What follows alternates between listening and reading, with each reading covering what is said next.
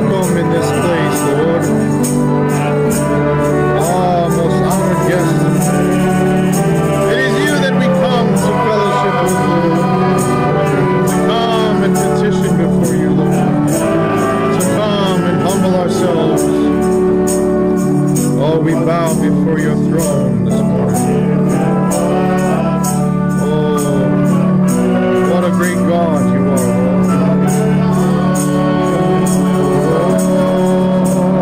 Tell me where would I be today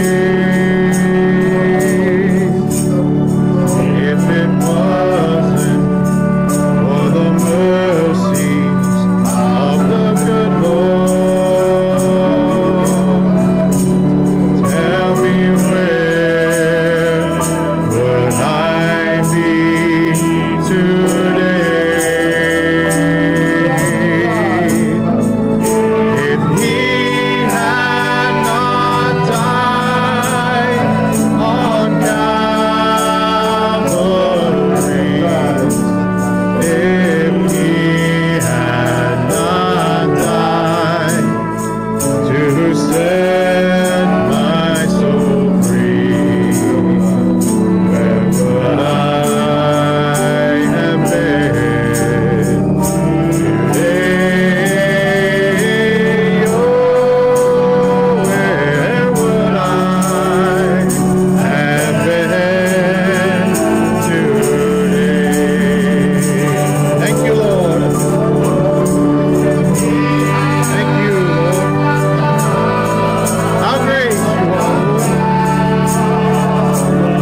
Oh, Lord. Send forth your laborers. The harvest is white. The laborers are few. Send your promises, Lord. We see the world falling apart.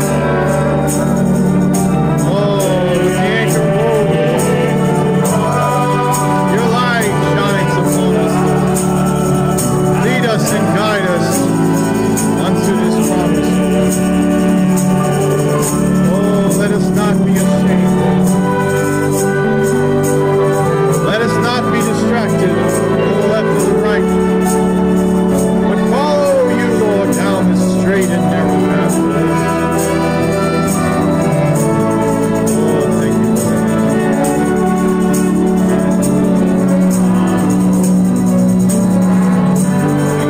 Oh, blessed be your name.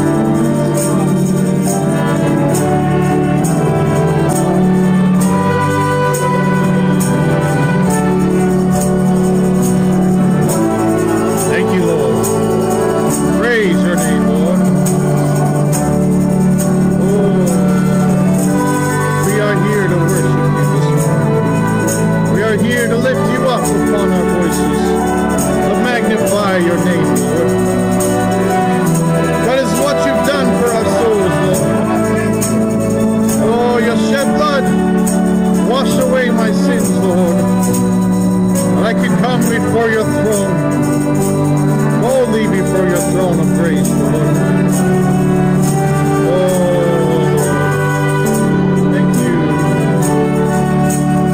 Thank you, Lord.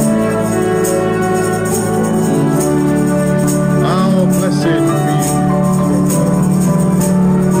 my Lord, my Savior.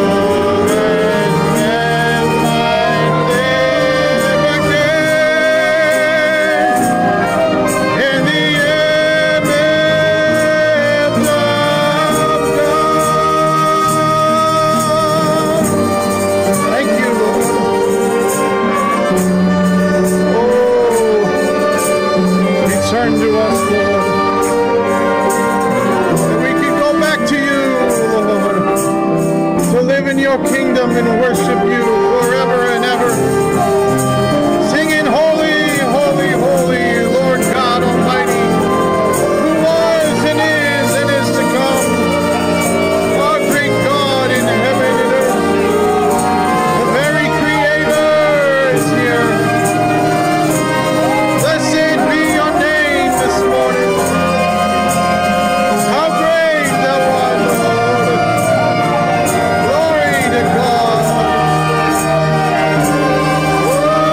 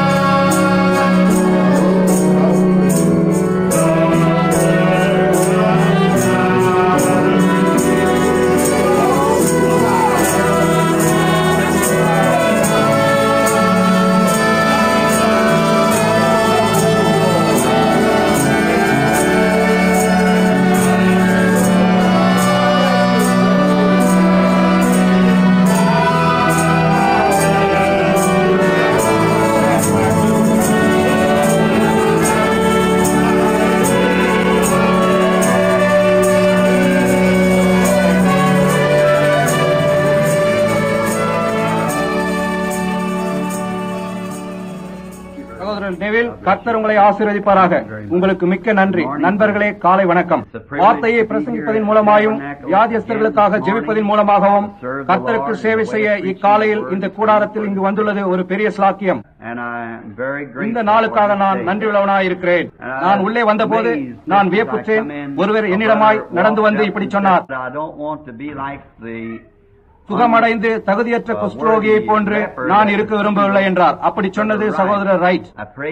நான் அவருக்காக ஜெபித்தேன். கர்த்தர் அவருக்கு முழுவதுமாக சுகத்தை அளித்தார். சுகமடைந்ததற்காக கர்த்தருக்கு நன்றி செலுத்த வேண்டும் என்று விரும்பி என் கைகளை குலுக்கும்படி அழுது கொண்டே வந்தார். அவர் திரும்பி வந்து நன்றி செலுத்த விரும்பினார். இப்பொழுது அவர் பரிபூர்ண சுகமாயிருக்கிறார். அந்த சாட்சிகளுக்காக நாம் நன்றியுள்ளவர்களாய் இருக்கிறோம். சார்லி, நீயும் ஜெஃப்ரியும் வேண்டுமானால் இங்கே வந்து இடம் இருக்கிறது உட்காரலாம். இங்கே உங்களை வரவேற்கிறோம். நீங்கள் நிற்க வேண்டிய அவசியம் இருக்காது. சகோதரர் வுட்ஸ், நீங்களும் இங்கே மேலே வரலாம். இங்கு சில இடங்கள் பெஞ்சில் இருக்கிறது. நீங்கள் நிற்க வேண்டிய அவசியம் இருக்காது. இங்கு சில இடங்கள் இருக்கிறது என்று நினைக்கிறேன். நீங்கள் இங்கு வருவது வரவேற்கப்படுகிறது. இந்த இடங்களில் உட்காருங்கள்.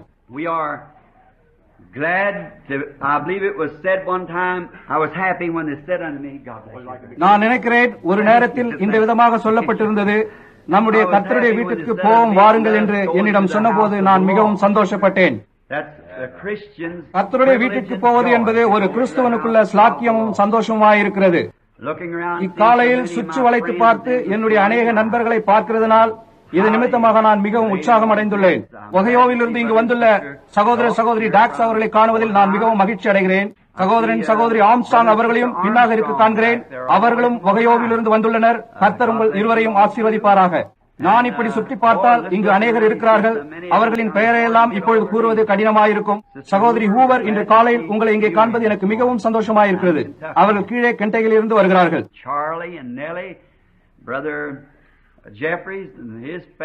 சார்லி, நெல்லி, ஜெஃப்ரி இவருடைய குடும்பங்கள் இன்னும் அநேகர் பட்டணத்திற்கு வெளியே இருந்து வந்திருக்கிறார்கள். ஆக இக்காலையில் கர்த்தருக்குள்ளாக நாம் ஒரு மகத்தான நேரத்தை எதிர்பார்க்கிறோம். தேவன் நம்முடைய ஆத்துமாக்களை ஒரு விதமாய் ஆசீர்வதிக்கவும் நமக்கு தேவையான காரியங்களை நமக்கு அளிக்கும்படியாய் நாம் எதிர்பார்க்கிறோம்.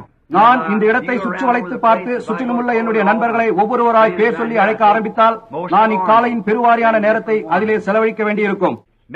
இன்னுமாய் சபைக்கு வந்து எல்லா ஜனங்களையும் பார்த்து சந்திப்பது எனக்கு மிகவும் நன்றாக இருக்கின்றது.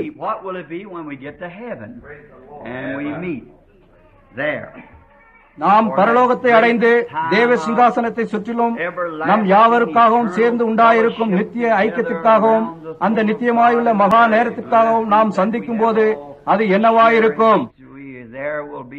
அங்கே நாம் அவருடைய சாயலாகவும் சொரூபமாகவும் ஆக்கப்பட்டு என்றென்றைக்குமாய் களைத்து போகாதபடி அவருடைய ஆவி நம்மேல் இருக்க பெற்று நித்தியமாய் அவரை ஆராதிக்கவும் அவருக்கு சேவை செய்யவும் போகிறோம். சற்று நினைத்து பாருங்கள். சிந்திக்கத்தக்கதாகவும் விரும்பி செய்யத்தக்கதாயும் அங்கே ஒரு காரியமும் இல்லை. ஓரொரு பொழுது ஏதாவது செய்தால் களைத்து போகிறேன். சார்லி, அந்த விதமாக பார்க்க போனால் மற்ற எல்லாவற்றையும் காட்டிலும் நீயும் நானும் அணில் வேட்டையாடியுள்ளோம் என்று நினைக்கிறேன். ஆனால் அதில் நீ களைத்து போவாய் என்று நீ அறிவாய். எனக்கு நீண்ட தூரம் நடப்பது மிகவும் பிரியமானது. நான் மலைகளுக்கு சென்று நீண்ட தூரம் நடப்பேன். ஆனால் சில நேரங்களில் களைத்து போய் வேற ஏதாவது காரியம் செய்ய விரும்புவேன். எனக்கு கார் ஓட்டுவதென்றால் அதிக பிரியம். சில சமயங்களில் எனக்கு ஒரு விதமான களைப்பு, சோர்வு, நரம்பு புடைத்துக் கொள்வது போன்ற உணர்வு ஏற்படும். நான் காரில் ஏறிக்கொண்டு ஸ்டேரிங் வீல் கரத்தில் பிடித்துக் கொண்டு கீழ் நோக்கி போகும் பாதையில் அவர்களில் நான் ஒருவனாய் இருப்பதனால் எனக்கு மிக்க மகிழ்ச்சி. அல்லது ஏதாவது பாடிக்கொண்டு கார் ஓட்டி போவேன். ஸ்டேரிங் வீலை பிடித்துக் கொண்டு காலை கீழே உதைத்துக் கொண்டு சத்தமாய் பாடிக்கொண்டே போவேன். சிறிது நேரத்தில் களைத்து போவேன். வீட்டிற்கு திரும்பி வேறு ஏதாவது காரியத்தை துவங்குவேன்.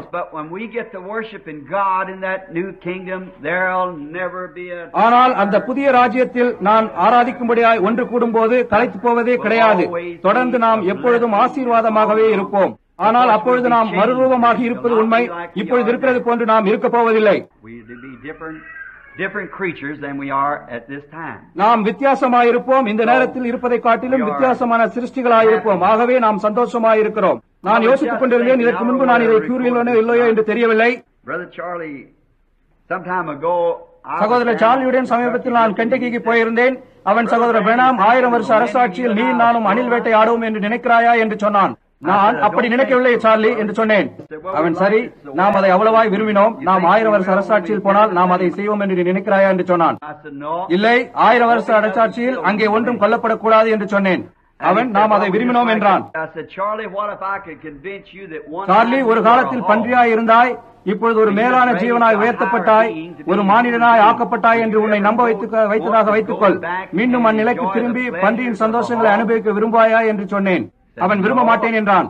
நான் சொன்னேன், பாருங்கள், அந்த பன்றியை விட எத்தனை அதிகமாக மிக உயர்ந்த நிலையை அடைந்து மனித வர்க்கமாய் இருக்கிறீர்கள். இனி ஒருபொழுதும் பன்றியாயிருக்க விரும்பவே மாட்டீர்கள். இப்பொழுது அந்த மனித நிலையில் 10,000-ஆல் பெருக்கி பாருங்கள். அந்த நிலைக்குத்தான் நீங்கள் இன்றையிலிருந்து மாற்றம் காணப்போகிறீர்கள். அதுதான் நீங்கள் இருக்க போகும் நிலைமை.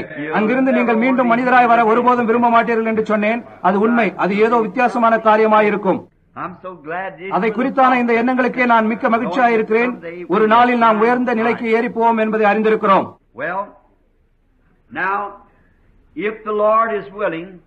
சரி, கர்த்தருக்கு சித்தமானால் அடுத்த ஞாயிறு நான் என் நண்பன் ஒருவனுடன் ஓமிங் போகிறேன், அல்லது இடையோவுக்கு ஒரு அருமையான நண்பருடன் போகிறேன். கிறிஸ்துவ வியாபார புருஷர்களை சேர்ந்த சகோதரன் மைனர் ஆர்கன்பிரைட், சகோதரர் கிளேட்டன் ஸ்மோர் என்பவர்களோடு போகிறேன். Week after next is now the 7th. I'm to be in Dallas, Texas. வாரத்திற்கு அடுத்த வாரம் இப்பொழுது 7 டல்லாஸ் டெக்சாஸில் உள்ள வாய்ஸ் ஆஃப் ஹீலிங் கன்வென்ஷனில் 7வது நாள் பேசுகிறேன். அதன் பின்னர் திரும்பி வந்து சகோதரன் ஆர்கன் பைட்டுடனும் கிறிஸ்துவ வியாபார புருஷனுடனும் இகையோவுக்கு போகிறேன்.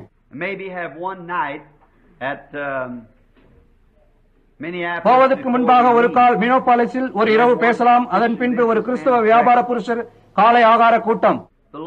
கர்த்தருக்கு சித்தமானால் அடுத்த ஞாயிறு காலையில் நான் இங்கே ஜெபக்கூடாரத்துக்கு மறுபடியும் வர விரும்புகிறேன். ஒரு கால் அது தேவனால் அனுமதிக்கப்பட்டும் கர்த்தருடைய சித்தமாயும் இருக்குமானால் சுழற்காற்றில் சுழற்காற்று என்ற பொருளின் மேல் பேச இருக்கிறேன். அது கர்த்தருக்கு சித்தமாய் இருந்தால்தான். வாரமெல்லாம் அது என்னுடைய இருதயத்திலே இருந்து கொண்டே போயிருக்கிறது. The other morning, real early, about 4 o'clock in the morning, I waked up and I'm... அன்றொரு நாள் காலையில் அதிகாலையில் காலையில் 4 மணிக்கு நான் தூக்கம் கலைந்து எழுந்தபோது இந்த கருத்து எனக்கு வந்தது. கல்வாரியில் அந்த நாள். அதை குறித்து நான் இக்காலையில் பேச போகிறேன். கல்வாரியில் அந்த நாள். And now for this reading, let's turn now in our Bibles in the Scripture to the Gospel of Saint Matthew. இப்பொழுது இந்த வாசிப்பிற்காக நம்முடைய வேதாகமலை பரிசுத்த மத்தேயு எழுதின சுவிசேஷம் 27ஆம் அதிகாரத்திற்கு திருப்புவோம். 27ஆம் வசனம் முதல் நம்முடைய பொருளுக்கு ஒரு பின்னணியாக வேதத்திலிருந்து இந்த பகுதியை வாசிப்போம். பின்பு நான் நேராக பிரசங்கத்துக்கு போய் அது முடிந்தவுடன் நாம் வியாதியஸ்தர்களுக்காக ஜெபிப்போம். கடந்த முறை இங்கு வந்ததிலிருந்து என்னுடைய புதிய ஊழியத்தை இருக்க வேண்டிய மாதிரியை கொண்டு வந்து கொண்டிருக்கிறேன்.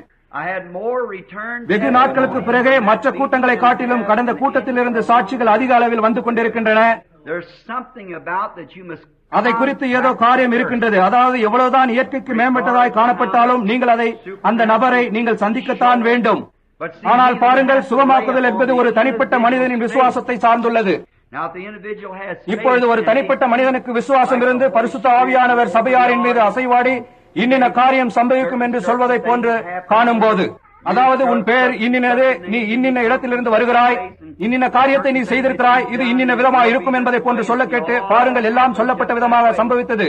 இருப்பினும் அங்கே உட்கார்ந்து கொண்டிருக்கும் தனிப்பட்ட மனிதன் அதை நோக்கி பார்த்து அது தேவனாகத்தான் இருக்க வேண்டும், நான் சுகத்தை ஏற்றுக்கொள்கிறேன் என்று சொல்ல வேண்டும். ஆனால் அதற்கு பதிலாக அந்த தனிப்பட்ட நபர் நான் சுகத்தை பெற்றுக் கொள்ளும்படி என் மீது கரங்களை வைத்து எனக்காக ஜெபியுங்கள் என்று கோருகிறார். ஆனால் அதை அந்த விதமாகத்தான் விசுவாசிக்க வேண்டும் என்று நமக்கு அமெரிக்காவில் போதிக்கப்பட்டுள்ளது. அது நிச்சயமாக வேத பிரகாரமானதுதான். ஆனால் இப்பொழுது நாம் ஆப்பிரிக்காவிலும் வித்தியாசப்பட்ட இடங்களிலும் அதை போன்றதொரு சம்பவம் நடக்கட்டும். அக்கூட்டத்தில் உள்ள அனைவருமே ஏகமாக ஒரே நேரத்தில் அதை எடுத்துக்கொண்டு சுகத்தை ஏற்றுக்கொள்கிறார்கள். காரணம் என்னவென்றால் அவர்களுக்கு ஒன்றும் போதிக்கப்பட்டிருக்கவில்லை. சுகம் பெறுவது பற்றியும் கூட அவர்களுக்கு போதிக்கப்பட்டிருக்கவில்லை. பின்னர் அவர்கள் அதை பார்த்தவுடன் ஜீவிக்கின்ற தேவன் ஒருவன் இருக்கிறார் என்று அறிவார்கள். அப்படி அவர் ஜீவிப்பார் என்றால் அவர் எல்லாவற்றிற்கும் மேம்பட்டவராக இருக்கிறார், அவர் சுகமளிக்கிறார். அதுதான் காரியம். ஏனென்றால் அவர் ஒரு சுகமளிப்பவர், அவர் ஜனங்களை சுகப்படுத்துகிறார் என்று ஏற்கனவே அஸ்திபாரமானது போடப்பட்டுள்ளது. பின்னர் இந்த பிரசனமானது அவருடைய சபையின் ஊடாக கிரியை செய்கிறதை அவர்கள் காணும் போது அந்த வேலையிலே அவர்கள் அது காரியங்களை தீர்க்கிறது. எங்களுக்கு தேவையானதெல்லாம் அதே என்று கூறுவார்கள். ஆனால் நமக்கோ வியாதியஸ்தர் மேல் கைகளை வைப்பார்கள் போன்ற காரியங்கள் போதிக்கப்பட்டிருக்கின்றன. காரணத்தினால்தான் அது அமெரிக்காவில் அவ்வளவு நன்றாக கிரியை செய்யவில்லை. Now, remember, next Sunday morning, the Lord willing, இப்பொழுது நினைவிருக்கட்டும், கர்த்தருக்கு சித்தமானால் அடுத்த ஞாயிறு காலையில் சகோதரர் நெவில் அதை நிச்சயம் அறிவிப்பார். சுழற்காற்றில் ஒரு சுழற்காற்று என்ற செய்தி இருக்கும். Now, I was giving you a little time to turn in your scriptures to Matthew 27. Let's begin reading at the வேத வார்த்தைகளை மத்தேயு 27க்கு திருப்புவதற்காக நான் உங்களுக்கு சிறிது நேரத்தை கொடுத்தேன். மத்தேயுவின் சுவிசேஷம் 27ஆம் வசனம் முதல் வாசிக்க துவங்குவோம். வாசிக்கின்றதை இப்பொழுது நாம் கூர்ந்து கவனிப்போமாக. அப்பொழுது தேசாதிபதியின் போர் சேவகர் இயேசுவை தேசாதிபதியின் அரண்மனையிலே கொண்டு போய் போர் சேவகரின் கூட்டம் முழுவதையும் அவரிடத்தில் கூடி வர செய்து அவர் வஸ்திரங்களை கழற்றி சிறப்பான மேலங்கியை அவருக்கு உடுத்தி,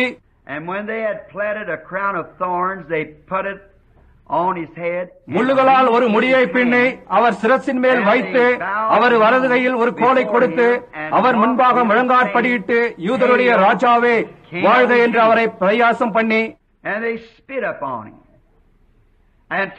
அவர் மேல் துப்பி அந்த கோலை எடுத்து அவரை சிரசில் அடித்தார்கள்.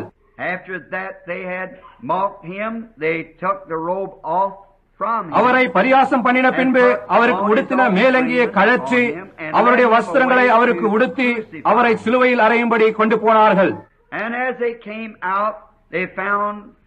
சிரேனே ஊரானாகிய சீமோன் எனப்பட்ட ஒரு மனுஷனை அவர்கள் கண்டு அவருடைய சிலுவையை சுமக்கும்படி அவனை பலவந்தம் பண்ணினார்கள்.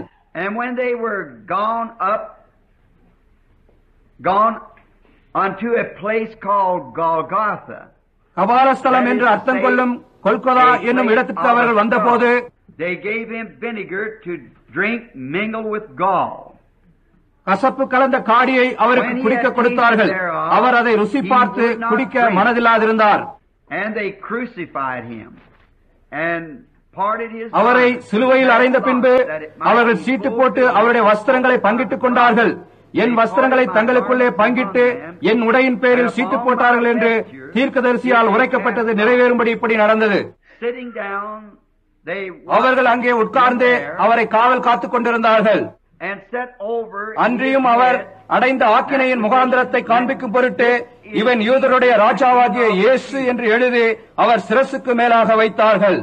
அப்பொழுது அவருடைய வலது பக்கத்தில் ஒருவனும் அவருடைய இடது பக்கத்தில் ஒருவனுமாக 2 கள்ளர் அவரோடு கூட சிலுவைகளில் அறையப்பட்டார்கள். அந்த வழியாய் நடந்து போகிறவர்கள் தங்கள் தலைகளை துலுக்கி,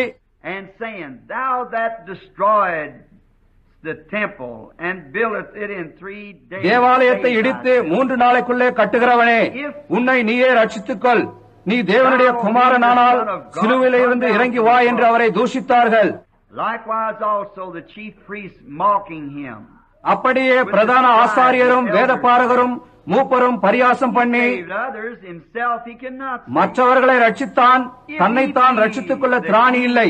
அவன் இஸ்ரவேலின் ராஜாவானால் இப்பொழுது சிலுவையிலிருந்து இறங்கி வரட்டும், அப்பொழுது இவனை விசுவாசிப்போம்.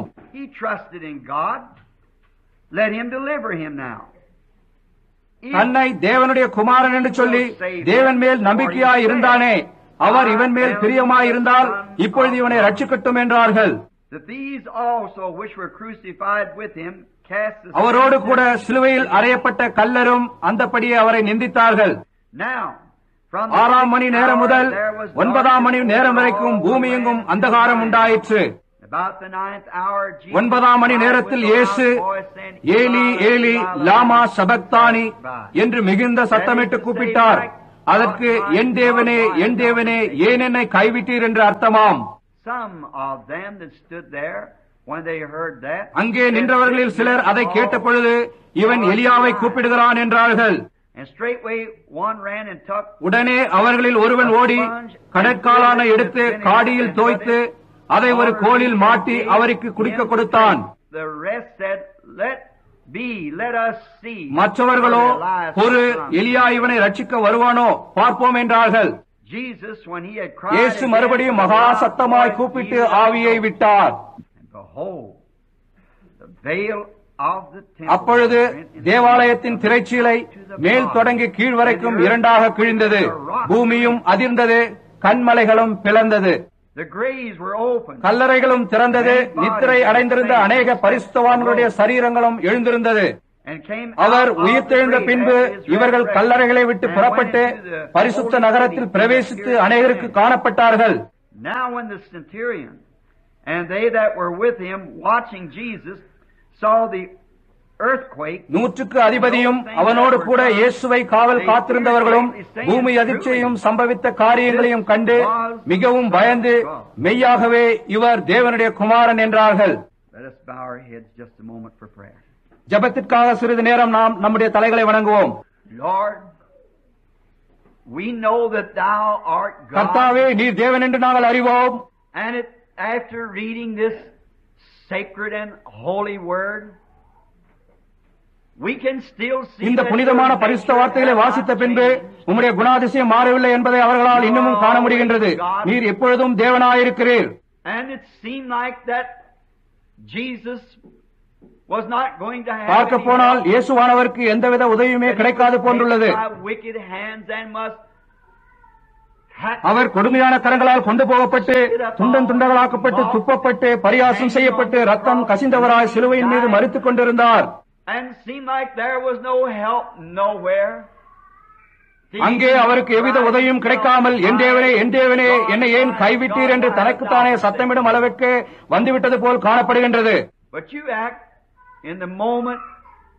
ஆனால் ஒன்றும் கிரியை செய்ய முடியாத நேரத்தில் தான் நீர் கிரியை செய்வீர். We are given to know, Lord, that if we have any rivers that we cannot cross, if we have any mountains we cannot go through, எங்களால் கடக்க முடியாத ஆறுகள் இருக்குமாயின், ஊடாக கடந்து போக முடியாத மலைகள் இருக்குமாயின், மற்றவர்களால் செய்ய முடியாத வேலைகளை செய்வதில் தேவன் கை தேர்ந்தவர் என்று நாங்கள் அறிந்து கொள்ளும்படியாய் கொடுக்கப்பட்டிருக்கிறது கர்த்தாவே. For you know the reason of that day on Calvary. கல்வாரியில் அந்த நாள் அதுதான் அதற்கு காரணமாயிருக்கிறது. நீர் தேவனாய் அந்த எல்லையற்றவராய் இந்த வேலையானது வர வேண்டும் என்று அறிந்திருக்கிறீர். But when it was fulfilled, then you ஆனால் அது நிறைவேறின போது அப்பொழுது காண்பித்தீர் நீர்தான் தேவனாயிருந்தீர் என்று. யார் அதிகாரி என்று நீர் காட்டினீர். நீர் பூமியை அசித்தீர். பூமியானது தூளில் நித்திரையாயிருந்த பரிசுத்தவான்கள் வெளியே வந்தார்கள். You blackened the sun in the night. நீர் சூரியனை இரவின் இருளை போன்று கருப்பாக்கினீர். நீர் தேவனாய் இருந்தீர் என்று காண்பித்தீர். ஆனால் நீண்ட நேரம் அமைதியாய் இருந்தது போன்று காணப்பட்டது. Let us from this draw this conclusion that as long as we are walking in the Spirit, நாம் ஆவியில் நடந்து கொண்டு தேவனுடைய கரத்தினால் நடத்தப்படும் மட்டில் no matter what seems to be wrong, yet we are தவறானது போன்று காணப்படுவது எதுவாக இருந்தாலும் இருப்பினும் நாம் கல்வாரியை நோக்கிக் கொண்டிருக்கிறோம் என்பதையால் சரியான நேரத்தில் சரியான வேளையில் தேவன் பேசுவார் என்ற முடிவை நாம் எடுத்துக்கொள்வோமாக. Now, Father God, இப்பொழுது பிதாவாகிய தேவனே, எங்களுடைய பாவங்களுக்காகவும் எங்களுக்காகவும் மீறுதலுக்காகவும் நாங்கள் மன்னிப்பு கேட்கிறோம்.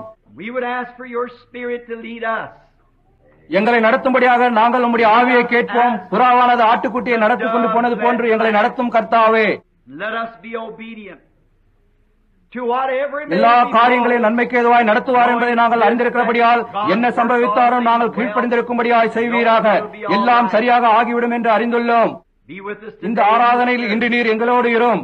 We pray that you'll save those who are in condition to be saved. ரட்சிக்கும்படியான நிலையில் இருந்து கொண்டு ரட்சிப்பை தேடுகிறவர்களை ரட்சிக்கும்படியாய் ஜெபிக்கிறோம். Fill those with eternal life. நித்திய ஜீவனை தேடிக்கொண்டிருக்கிறவர்களை அதனால் நிரப்புவீராக. We pray that you'll heal those that are வியாதியாயும் உபாதிக்கப்பட்டவர்களாயும் இருந்து கொண்டு சுகத்தை தேடிக்கொண்டிருக்கிறவர்களுக்கு சுகத்தை அளிக்குமாறு நாங்கள் ஜெபிக்கிறோம்.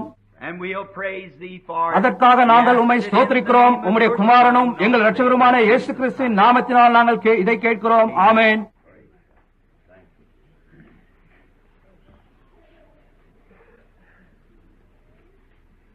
Now in the speaking this morning, we wish to call your attention to the text.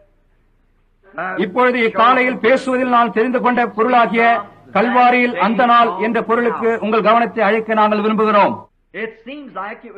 இந்த வேலைக்கு இது பொருந்தாது போன்று சற்று காணப்படுகிறது. இது பெரிய வெள்ளிக்கிழமை என்று இருக்க வேண்டும். கல்வாரியானது ஒவ்வொரு நாளும் நினைவு கூறப்பட வேண்டும். அதை குறித்து நாம் அதிகம் கேட்டிருக்கிறோம். அதை குறித்து அதிகமாக வாசித்துள்ளோம்.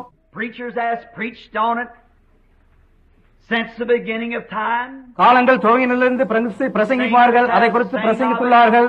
through the ages, அதை குறித்து பாடியிருக்கிறார்கள். prophets foretold it 4,000 years அது சம்பவிப்பதற்கு 4000 ஆண்டுகளுக்கு முன்னரே தீர்க்கதரிசிகளை அதை முன்வைத்துள்ளனர். இந்த நாளில் தீர்க்கதரிசிகள் அது எப்பொழுது சம்பவித்தது என்பதை சுட்டிக்காட்டுகின்றனர். It's such an important day. அது அவ்வளவு முக்கியமான நாள். It's one of the most important days of all the days. இந்த பூமியில் கழிக்கும்படியாய் தேவன் அனுமதித்த எல்லா நாட்களிலும் அது மிகவும் முக்கியமான நாட்களில் ஒன்றாயிருக்கிறது. And if it's so important to the human race, அப்படி அது கல்வாரி மனித இனத்திற்கு அவ்வளவு முக்கியமான ஒரு நாளாய் இருக்குமானால் நான் நினைக்கிறேன் நாம் திரும்பி போய் பரிசோதித்து அது நமக்கு என்னவா இருக்கிறது என்பதை பார்த்து நல்லதாய் தோன்றுகிறது. ஏனென்றால் நாம் ஜீவித்து கொண்டிருக்கிறதான கடைசி வேளையில் நாம் அறிந்திருக்கக்கூடிய தேவனை பற்றின எல்லா முக்கியத்துவங்களையும் நாம் தேடிக்கொண்டிருக்கிறோம் என்றும் அப்படி நாம் கண்டிருந்த யாவற்றையும் நாம் கற்றுக்கொள்ளும்படியாகவே நாம் இங்கு இருக்கிறோம் என்று நான் நிச்சயமாக அறிவேன். நமக்காக என்ன இருக்கிறது என்றும் நமக்காக தேவன் என்ன செய்திருக்கிறார் என்றும் நமக்காக என்ன செய்வேன் என்று அவர் வாக்கு பண்ணியிருக்கிறார் என்றும் காணவே நாம் இங்கு இருக்கிறோம். அதற்காகவே தான் நாம் சபைக்கு வருகிறோம். அதற்காகத்தான் பிரசங்கிமார்கள் பிரசங்கிக்கின்றனர். அதற்காக தான் அவன் வேத வார்த்தைகளை வாசித்து அவைகளை தியானித்து அதில் ஒரு ஏவுதலை தேடுகிறான். ஏனென்றால் தேவனுடைய ஜனங்களுக்கு அவன் ஒரு பொது ஊழியக்காரனாய் இருக்கிறான். தேவன் அவருடைய ஜனங்களிடம் சொல்ல வேண்டிய ஏதோ காரியத்தை அவர்களுக்கு உதவி செய்யக்கூடிய ஏதோ காரியத்தை அவனை கண்டறியும்படியாக முயற்சிக்கிறான். ஒரு கால் அவருடைய பாவத்தில் அது அவர்களை குற்றப்படுத்தலாம், ஆனால் அவர்களை உயர்த்துவதில் அது அவர்களுக்கு உதவியாயிருக்கும். அதனால் அவர்கள் தங்கள் பாவங்களை உதறி தள்ளிவிட்டு பின்னர் கர்த்தருக்கு சேவை செய்யும்படியாய் அவர்களை எழும்பச் செய்யும். ஊழியர்கள் இப்படிப்பட்ட காரியங்களை நாட வேண்டியவர்களாயிருக்கிறார்கள். இந்த நாளானது அவ்வளவு முக்கியமான நாளாய் மகத்தான நாட்களில் ஒன்றாய் இருக்குமானால் அந்த நாள் நமக்கு என்ன கொடுக்கிறது என்பதை நாம் 3 வித்தியாசமான காரியங்களை நாம் நோக்கி பார்ப்போம்.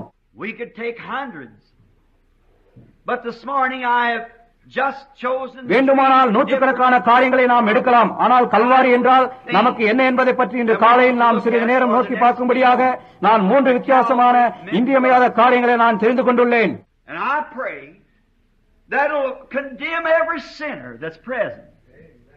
இங்கு இருக்கின்ற ஒவ்வொரு பாவியையும் அது குற்றப்படுத்தவும் ஒவ்வொரு பரிசுத்தவானையும் முழங்காலுக்குள்ளாக்கவும் ஒவ்வொரு வியாதியஸ்தரையும் அது தேவனை நோக்கி பார்த்து அவனுடைய விசுவாசத்தை எழுப்பி அவன் சுகமடைவனாய் போகும்படியாக செய்யும்.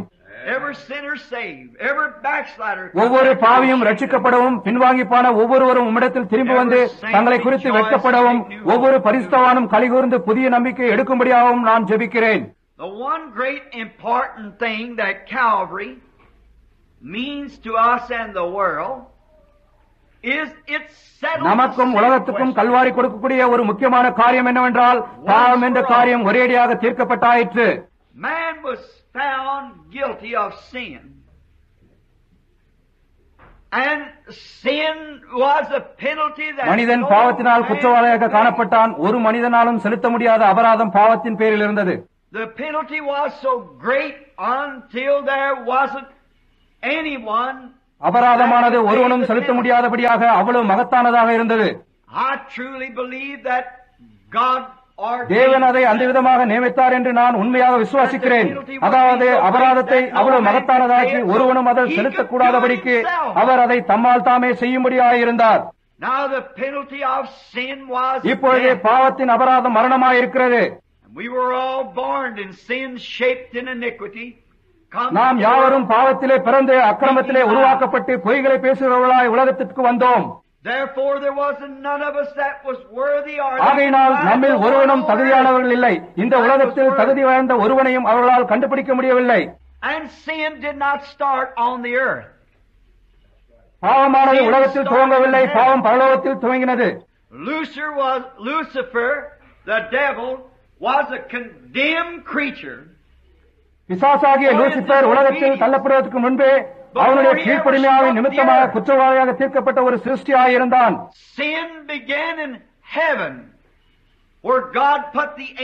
பாவம் பரலோகத்தில் துவங்கினது.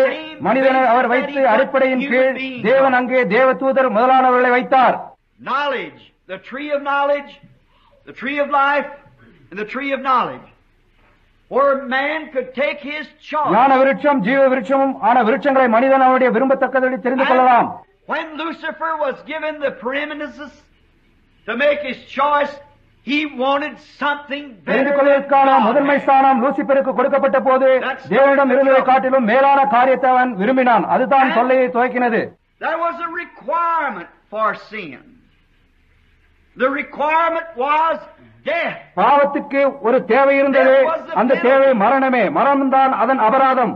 And that is, we could go into great details of this because இதன் மகத்தான விவரங்களுக்குள் நாம் போகலாம். ஏனென்றால் ஒன்றிற்கு அதிகமான மரணம் இல்லை என்று நாம் விசுவாசிக்கிறேன். there is one life.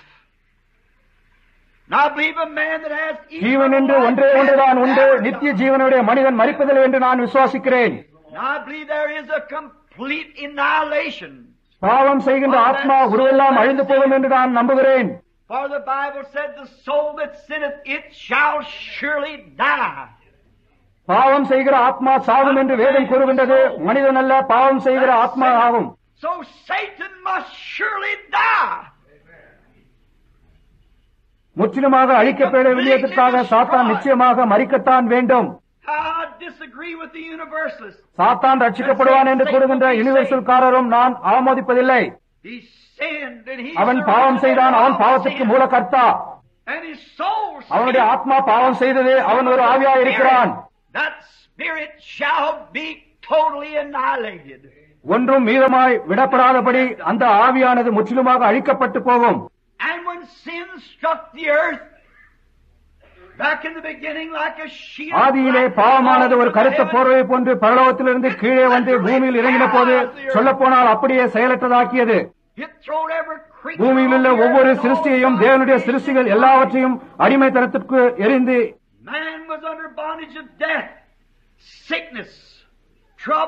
மரணம், வியாதி, தொல்லை, துயரம் இவர்களின் அடிமைத்தனத்துக்குள் இருந்தான். இயற்கை யாவும் அவனோடு விழுந்து போயிற்று.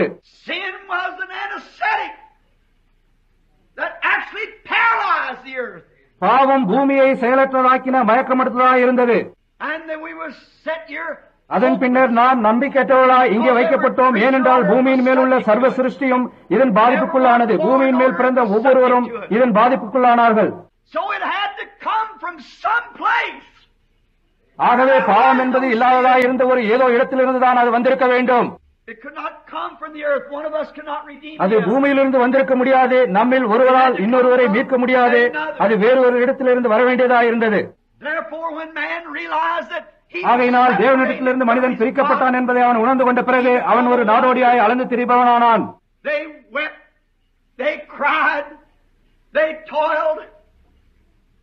அவர்கள் அழுதார்கள், அவர்கள் கூக்குரலிட்டார்கள், அவர்கள் பாடுபட்டனர்.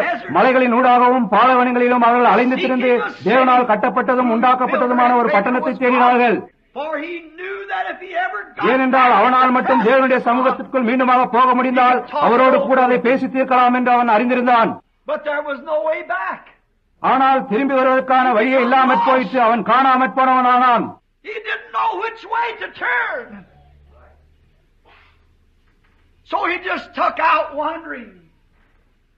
அவனுக்கு எந்த பக்கம் திரும்புவது என்று தெரியவில்லை. ஆகவே அவன் அலைந்து திரிகிறவனாகி அந்த இடத்துக்கு திரும்பி போக ஒரு வழியும் கண்டுபிடிக்க முடியாது என்று முயற்சித்துக் கொண்டிருக்கிறான்.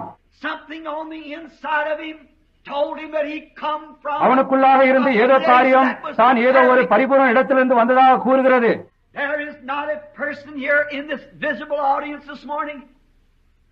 இக்காலையில் இங்கே காணத்தக்கதாயுள்ள இக்கூட்டத்திலோ அல்லது உலகம் முழுவதுமாக செல்கின்ற இந்த ஒளிநாடாவை கேட்கின்ற ஜனங்கள் மத்தியிலோ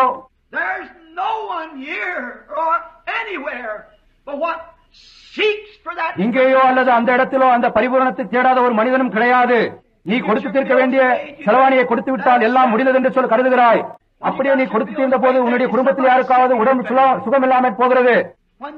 அந்த சுகவீனம் சரியான உடனே அப்பொழுது நீ கொடுத்து தீர்க்க வேண்டிய பணம் அதிகமாகின்றது. உன்னுடைய தலைமையை நரைக்க துவங்கினது என்று நீ முதலாவது அறிகின்றாய். அப்பொழுது நீ மறுபடியும் வாழ்வமாக திரும்ப விரும்புகின்றாய்.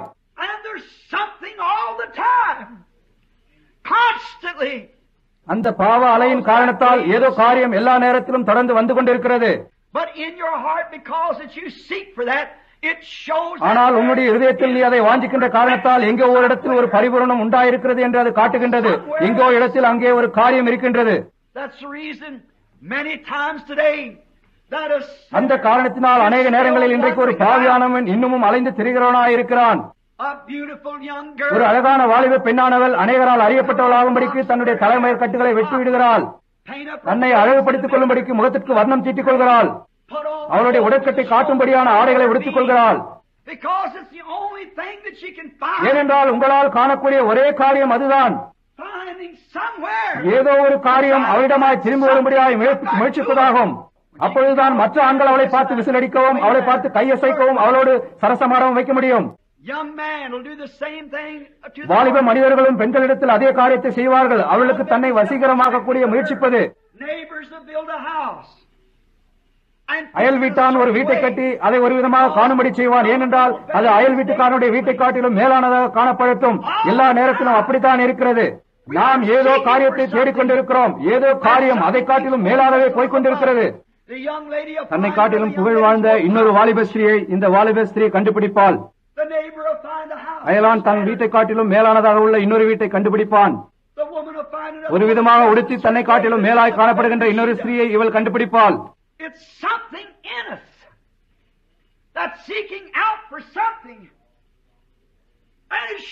ஏதோ காரியத்தை தேடிக்கொண்டிருக்கிற ஏதோ காரியம் அது நமக்குள்ளாக இருக்கின்றது. நாம் எதையோ இழந்து விட்டோம் என்பதை அது காட்டுகிறது.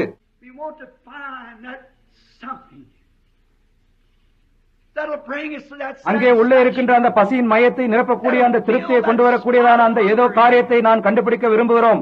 ஆனால் அதையே நம்மால் கண்டுபிடிக்கவே முடியாதது போன்று தோன்றுகிறது. மானிட வர்க்கமானது காலங்களால் அதை முயற்சித்துக் கொண்டு வருகிறது. அதற்காக அவர்கள் அழுதார்கள், அவர்கள் கூவினார்கள். எப்படி செய்ய வேண்டும் என்று அவர்கள் அறிந்திருந்த எல்லா காரியங்களையும் அவர்கள் செய்தார்கள். ஆனால் உலகம் முழுவதுமாக அலைந்து திரிந்தும் அவர்கள் இன்னமும் அதை கண்டுபிடிக்க முடியவில்லை.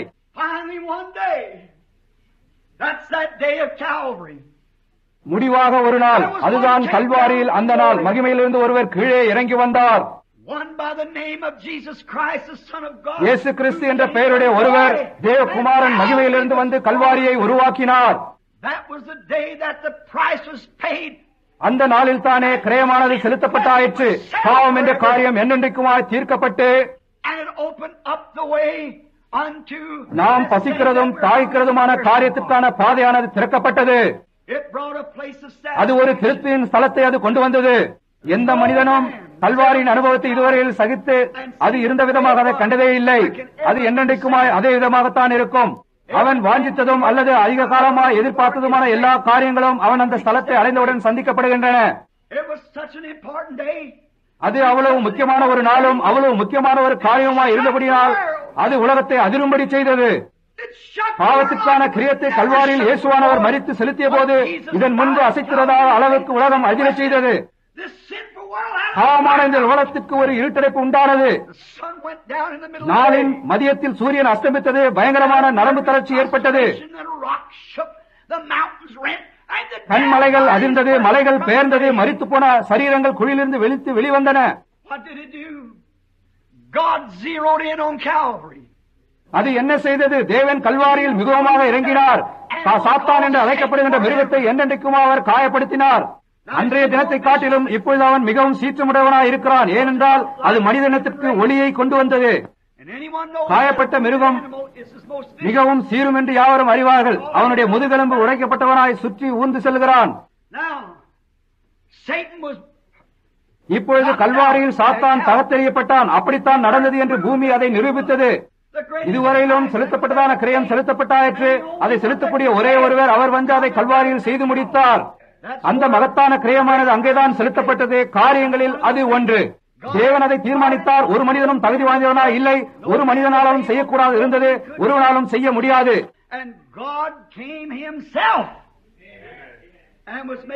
தேவன் தாமே இறங்கி வந்து மனிதனாக ஆகி மனித வாஞ்சைகளின் கீழ் ஒரு மனிதனாய் ஜீவியம் ஜீவித்து கல்வாரியில் சிலுவையில் அறையப்பட்டார். அங்கே அவர் அதை செய்ய மாட்டார், அவர் அதனூடாக கடந்து போக மாட்டார் என்று சாத்தான் நினைத்த போது அவர் கெத்செமனே அனுபவத்துக்குள்ளாய் சென்றார். எந்த மனிதனும் அடைந்திருந்தாத சோதனைக்குள்ளாக எல்லா மனிதரையும் போன்றும் அதனூடாக அவர் சென்றார்.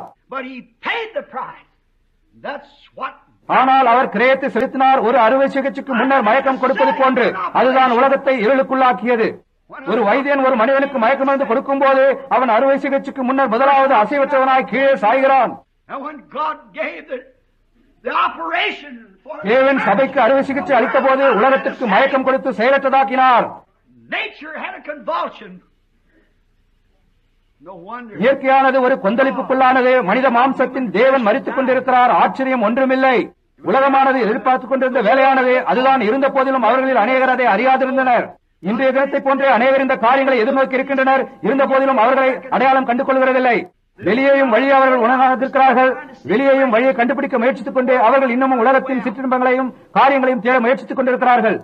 அந்த நாளை சுட்டிக்காட்டும் அடையாள கம்பங்கள் அநேகம் அங்கிருக்கின்றன. அநேக மகத்தான முன்னிழல்கள் ஆட்டுக்குட்டியின் மூலமாக, காளையின் மூலமாக, காட்டுப்புறாவின் மூலமாக மற்றும் எல்லா காரியங்களிலும் முன்னிழல் தந்தது. அப்படி இருந்தும் அதனால் அதை உடைக்க முடியவில்லை. மரணப்பிடியை அவைகளால் உடைக்க முடியவில்லை. ஏனென்றால் பூமியை சாத்தான் வைத்திருந்தான். அவன் மேலும் கீழுமாக நடந்து தெரிந்தான. இப்பூமியின் மேலிருந்த குன்றுகள் ஒரு சமயம் எரிந்து கொண்டிருந்த கந்தக கற்களாய் இருந்தன. விடியற் காலத்து மகனாகிய லூசிபர் பூமியானது எரிந்து கொண்டிருக்கும் எளிமையாய் இருந்த போது அதன் மேல் நடந்து கொண்டிருந்தான். குளிர்ந்து போயிருந்த அந்த எரிமலைகள் இயேசுவானவர் மரித்த போது பொங்கி பூமியிலிருந்து வெளிவந்தன. கிரயமானது செலுத்தப்பட்டாயிற்று. பிசாசனுடைய ஆதிக்கம் உடைந்தது. மனிதன் எதிர்பார்த்துக் கொண்டிருந்ததான அந்த நிலைக்கு திரும்பிச் செல்லும் வழியை தேவன் மறுபடியுமாக மனிதனின் கரத்திற்குள் கொடுத்தார். இனி அவன் அழ வேண்டியதில்லை. கல்வாரியில் சாத்தானின் முதுகெலும்பை, பாவத்தின் வியாதியின் முதுகெலும்பை அவர் உடைத்த போது பூமியின் மேல் இருக்கின்ற ஒவ்வொரு அழிந்து போகிறவனையும் அது பாவங்கள் மன்னிக்கப்பட்டவர்களாய் அது தேவனுடைய சமூகத்திற்கு முன்பாக கொண்டு வருகின்றது. அல்லேலூயா! நம்முடைய பாவங்கள் மன்னிக்கப்பட்டன. தேவனிடமிருந்து இனி சாத்தான் வழிமறிக்க முடியாது. ஒரு பெரும் பாதை உண்டாக்கப்பட்டது. அங்கே ஒரு தொலைபேசி இணைப்பு வைக்கப்பட்டுள்ளது. மகிமைக்கு செல்லும் ஒரு இணைப்பு அங்கே இருக்கிறது. அது ஒவ்வொரு நபரும் அந்த இணைப்பை அடையும்படியாய் கொண்டு வருகிறது. ஒரு மனிதன் பாவத்தால் நிறைந்தவனாய் இருப்பானாயின் அது அவனை அந்த மத்திய மயத்திற்குள் இணைத்து விடுகிறது. அந்த பாவம் அவனுக்கு மன்னிக்கப்படக்கூடும். அது மட்டுமல்லாமல் அந்த பாவத்திற்கான கிரயமும் செலுத்தப்பட்டு விட்டது. மகிமை. நான் பாத்திரவான் அல்ல, நீங்கள் சொல்ல வேண்டிய அவசியம் இல்லை. உண்மையாகவே நீ பாத்திரவான நல்லதான். நீ ஒருபோதும் பாத்திரவானா இருக்க முடியாது. ஆனால் தகுதியான ஒருவர் உன்னுடைய ஸ்தானத்தை எடுத்துக்கொண்டார். நீ விடுவிக்கப்பட்டாய். நீ இனி ஆச்சரியப்பட வேண்டியதில்லை. இங்கே வெளி உலகத்தில் நீ சிற்றின்பத்தை தேடுகிறவனாய் இருக்க வேண்டியதில்லை. ஏனென்றால் நரம்புகளில் இருந்து எடுத்த இம்மானுவேலின் ரத்தத்தால் நிறைந்த ஒரு ஊற்று உண்டு. அந்த வெள்ளத்தின் ஆழத்திற்குள் குதித்து பாவிகள் அவருடைய குற்றக்கரையை நீக்குகிறார்கள். நீ இழக்கப்பட்டவனாய் போக வேண்டாம். அங்கே ஒரு பெரும் பாதையும் ஒரு பாதையும் உண்டு. அது பரிசுத்த வழி என்று அழைக்கப்படும்.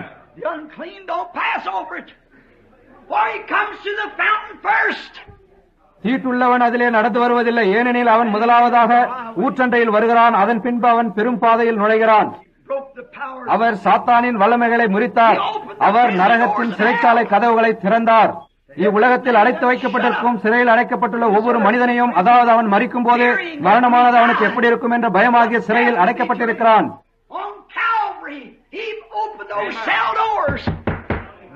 கல்வாரியில் அவர் அந்த சிறை கதவுகளை திறந்து எல்லா கைதிகளையும் விடுவித்தார். இனி நீ பாவத்தினால் ஒருபோதும் சேதமடைய போவதில்லை. இனி நீங்கள் பாவத்திற்கு, குடிப்பழக்கத்திற்கு, சூதாட்டத்திற்கு, புகைப்பிடித்தலுக்கு, பொய் சொல்வதற்கு உங்கள் அவயவங்களை கீழ்ப்படுத்த வேண்டியதில்லை. நீங்கள் நேர்மையும் உண்மையாயும் நீதியாயும் இருக்க முடியும். அது குறித்து சாத்தான் உங்களை ஒன்றும் செய்ய முடியாது. ஏனென்றால் நீங்கள் ஒரு இணைப்பு கம்பியை, ஒரு ஜீவ இணைப்பு கம்பியை பற்றிக் கொண்டிருக்கிறாய். காலங்காலமாயுள்ள கண்மலையின் நங்கூரம் பாய்ச்சப்பட்டிருக்கிறது. அதனின்று ஒன்றினாலும் உங்களை அசைக்க முடியாது. அதனின்று எந்த காற்றினாலும் உன்னை அசைக்க முடியாது. இல்லை, ஒன்றினாலும் முடியாது.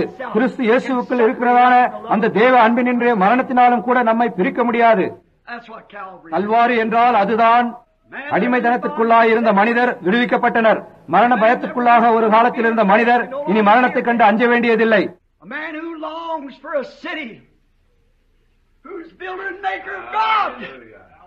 தேவனால் கட்டப்பட்டதான ஒரு பட்டணத்தை தேடிக்கொண்டிருக்கிற மனிதனுக்கு அந்த பெரும் பாதைக்குள் காலடி எடுத்து வைத்து பூலோகத்துக்கு நேராக தன் முகத்தை நோக்கி பார்க்க முடியும். ஏனென்றால் அவன் விடுவிக்கப்பட்டிருக்கிறான். அல்லேலூயா! அவன் மீட்கப்பட்டவனாயிருக்கிறான். இனி அவன் திகைக்க வேண்டிய அவசியம் இல்லை. ஏனென்றால் சரியா தவறா என்று அறிந்து கொள்வதற்கு அங்கே ஒரு வழி இருக்கிறது. தேவன் நமக்கு ஜீவனை கொடுக்குகிறார். நம்முடைய பாவங்கள் எல்லாம் நீங்கிவிட்டது. அந்த நாளில் கல்வாரியில் கிரயம் எல்லாம் செலுத்தப்பட்டாயிற்று. இவைகளையெல்லாம் நாம் காணும் போது புலவன் இவ்வண்ணம் எழுதியுள்ளதில் வியப்பொன்றுமில்லை. நடுவாய் பிளக்கும் கண்மலைகளும் இருண்டு போன வானமும் என் மீட்பர் தலை சாய்த்து மரித்தார். முடிவில்லாத நாளுக்கும் பரலோகத்தின் சந்தோஷத்திற்கும் திறக்கப்பட்ட திரைச்சீலை வழியை வெளிப்படுத்தினது. Abraham don't have to இனி worry ஆபிரகாம் ஒரு பட்டணத்தை தேடி தேசத்தினூடாக அலைந்து திரிய வேண்டியிருக்காது. ரட்சிக்கப்பட கூடுமோ அல்லது கூடாதோ என்று ஒரு பாவியானவனுக்கு இனி ஐயுற வேண்டியதில்லை. ஒரு நோயாளி தான் சுகமாக முடியுமோ முடியாதா என்று இனி ஐயுற வேண்டியதில்லை. The opening veil on that day at Calvary revealed கல்வாரியில் அந்த நாளில் திரைச்சிலையானது திறக்கப்பட்டு முழுமையான ஜெயத்திற்கான வழியை வெளிப்படுத்தினது. God give us the powers. இந்த காரியங்கள் எல்லாவற்றின் மேலும் ஜெயமெடுத்தவர்களாய் ஜீவிக்கும்படி அவருடைய ஆவியின் வல்லமையை தேவன் நமக்கு கொடுத்திருக்கிறார். நாம் அதை விசுவாசிக்கும்படி மாத்திரம் சொல்லியிருக்கிறார். That happened on that day at கல்வாரியில் அந்த நாளில் அது சம்பவித்தது. There never was a day அதற்கொத்த ஒரு நாள் இருந்திருக்க முடியாது. அதற்கொத்த ஒரு நாள் இருக்க போவதும் இல்லை. இனி அதற்கு அவசியமும் இல்லை. The price is paid and we are redeemed. கிரயம் செலுத்தப்பட்டாயிற்று. நாம் மீட்கப்பட்டு விட்டோம். தேவனுக்கு நன்றி உண்டாவதாக. நாம் மீட்கப்பட்டு விட்டோம். இனி நீங்கள் அதை குறித்து ஆச்சரியப்பட வேண்டியதில்லை. அதை குறித்து யூகிப்பது என்பது இனி கிடையாது. அவையெல்லாம் எடுபட்டு ஆயிற்று. The veil pulled back the திரைச்சிலையானது நீக்கப்பட்டாயிற்று. நாம் பெரும் பாதையில் இருக்கின்றோம். இனி ஒருபோதும் ஐயுறம் வர வேண்டியதில்லை. ஆனால் விசுவாசித்து நேராக நடந்து போய்கொண்டே இருக்க வேண்டும். நாம் நேராக தேவனுடைய மகத்தான சமூகத்திற்குள் பிரவேசிக்கின்றோம். ஆபிரகாம் அறிந்திருந்தான், மற்றவர்களும் அதை அறிந்திருந்தனர். அவர்கள் பட்டணத்தை தேடிக்கொண்டிருக்கையில் அவர்கள் வேறு எங்கோ இருந்து வந்தவர்கள் என்று அவர்கள் அறிந்திருந்தனர். காரியம் சம்பவித்துள்ளது. தாறுமாறாக்கப்பட்ட பூமியில் அவர்கள் ஜீவித்துக் கொண்டிருந்தனர். earthquakes came.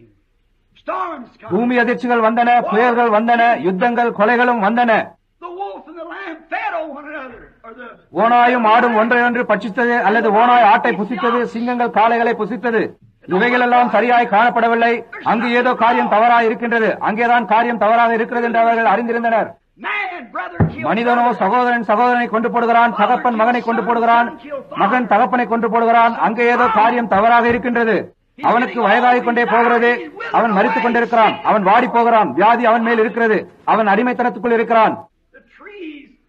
மரங்கள் வளருகின்றன, ஆனால் அழியாமையாய் அல்ல, அவைகள் மரிக்கின்றன. The mountains change. மலைகள் மாறுகின்றன, சமுத்திரங்கள் வற்றி போகின்றன, தண்ணீர் வராமற் போகிறது. There's something அங்கு wrong ஏதோ with these. காரியம் தவறாக இருக்கின்றது. இனி இவைகள் சம்பவியாத ஏதோ ஒரு பட்டணம் அல்லது ஸ்தலம் அங்கே தேடுகிறான் அவன். இவைகளை சரியாய் செய்த அந்த ஒருவருடைய சமூகத்திற்குள் அவனால் மட்டும் திரும்பி போக முடிந்தால் அவரோடு கூட அதை பற்றி பேசலாம் என்று அவன் அறிந்திருந்தான். பாவியே, இந்த காலையில் உனக்கு அந்த வழி இருக்கிறது என்பதை நீ அறிவது, ஓ உனக்கு அது என்ன ஒரு ஸ்லாக்கியம். கல்வாரியில் அந்த நாளானது வழியை திறந்தது. For all ஏனென்றால் அந்த கோத்திர பிதாக்கள் எல்லாம் அவரை தேடினார்கள், அதற்காக அலைந்தார்கள். கல்வாரி அதை உனக்கு இலவசமாய் கொடுத்தது. உன்னால் எப்படி அதை வேண்டாம் என்று மறுக்க முடியும்? ஒரு ஸ்தாபனத்தை சேர்ந்து கொள்வதற்காக உன்னால் அப்படி அதை வேண்டாம் என்று மறுக்க முடியுமா? how would you turn it down to substitute அதற்கு பதிலாக வேறொன்றை எடுக்க, உலகத்தின் சிற்றின்பங்களை எடுக்க உன்னால் எப்படி முடியும்? ஏன் அதை ஏற்றுக்கொள்ளக் கூடாது? திறக்கப்பட்ட திரைச்சிலையானது ஒரு மனிதனை எந்த விதமான பாவமின்றி திரும்பவும் நேராக தேவனுடைய சமூகத்திற்கு கொண்டு வந்து அவன் தேடிக்கொண்டிருக்கிறதான காரியத்திற்கு போகும் வழி அவனுக்கு முன்பாக வைக்கிறது. heaven, glory, peace. பரலோகம், மகிமை, சமாதானம், நித்திய ஜீவன், எல்லா காரியங்களும் நேராக அவனுக்கு முன்பாக இருக்கிறது. That day was the death blow. to Satan. அந்த நாளானது பிசாசின் வல்லமைக்கு ஒரு மரண அடியாய் இருந்தது. அது எல்லாவற்றையும் முடிவுக்கு கொண்டு வந்தது. And I can see him there. He was eating. என்னால் அவரை அங்கே காண முடிகின்றது. அதை பற்றி வந்ததான நிழலாட்டங்களில் முதலில் இருந்தே அவர் தானே ஏதோனின் ஆட்டுக்குட்டியாய் இருந்தார்.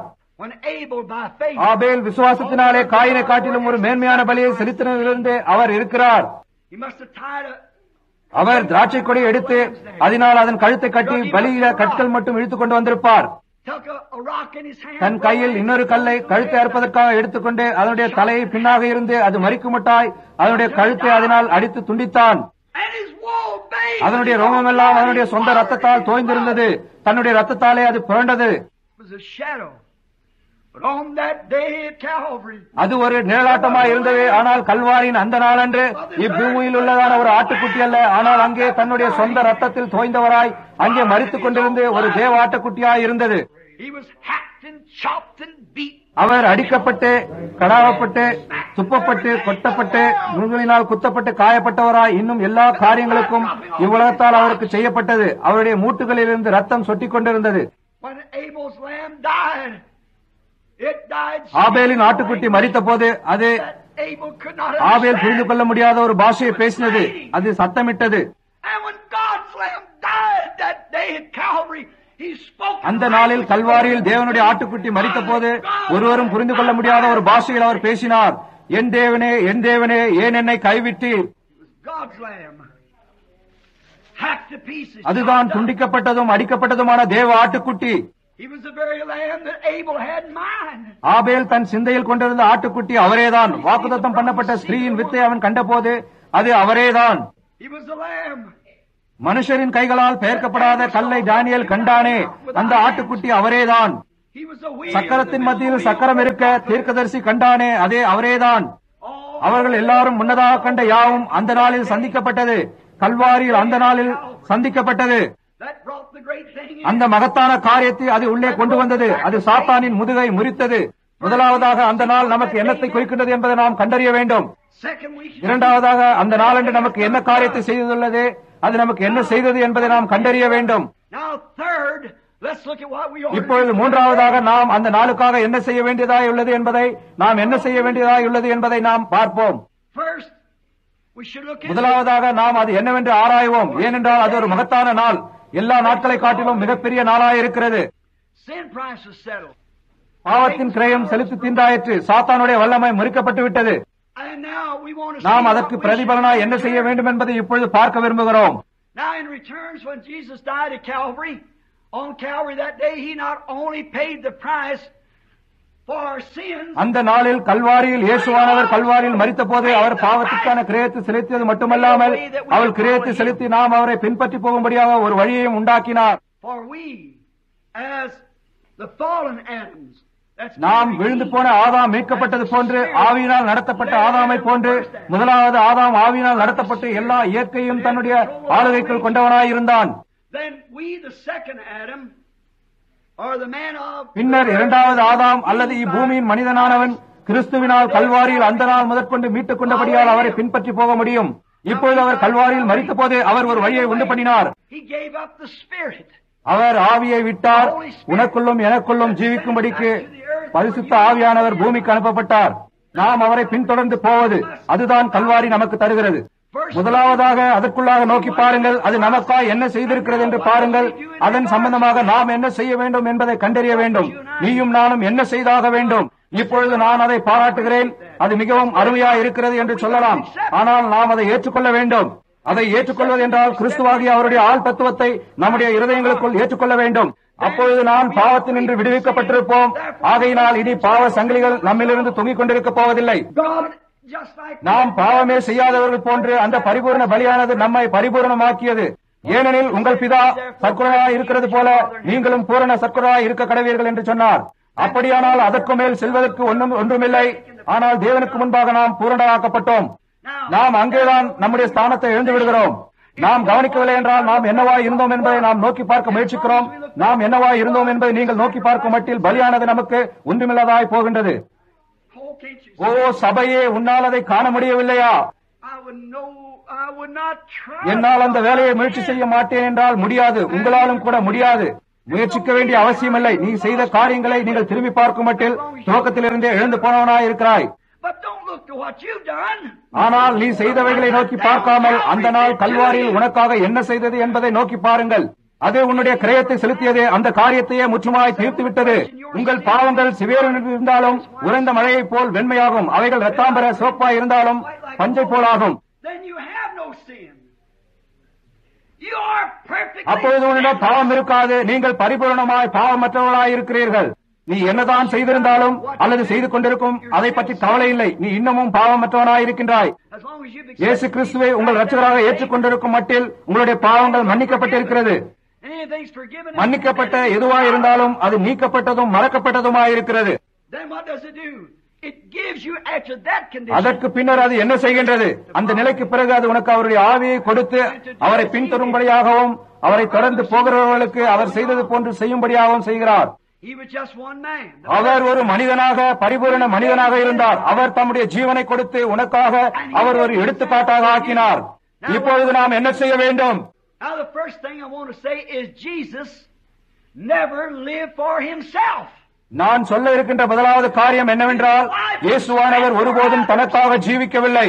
அவருடைய ஜீவியம் மற்றவர்களுக்காக செலவிடப்பட்டது. அதுதான் பரிபூர்ணமாக நித்திய ஜீவனாய் இருக்கிறது.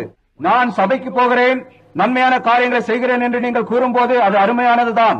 But when you live your life, ஆனால் உங்களுடைய ஜீவத்தை நீங்கள் உங்களுக்காகவே ஜீவிக்கும் போது உங்களிடத்தில் நித்திய ஜீவன் இல்லை. மற்றவர்களுக்காக ஜீவிப்பதே நித்திய ஜீவனாய் இருக்கிறது.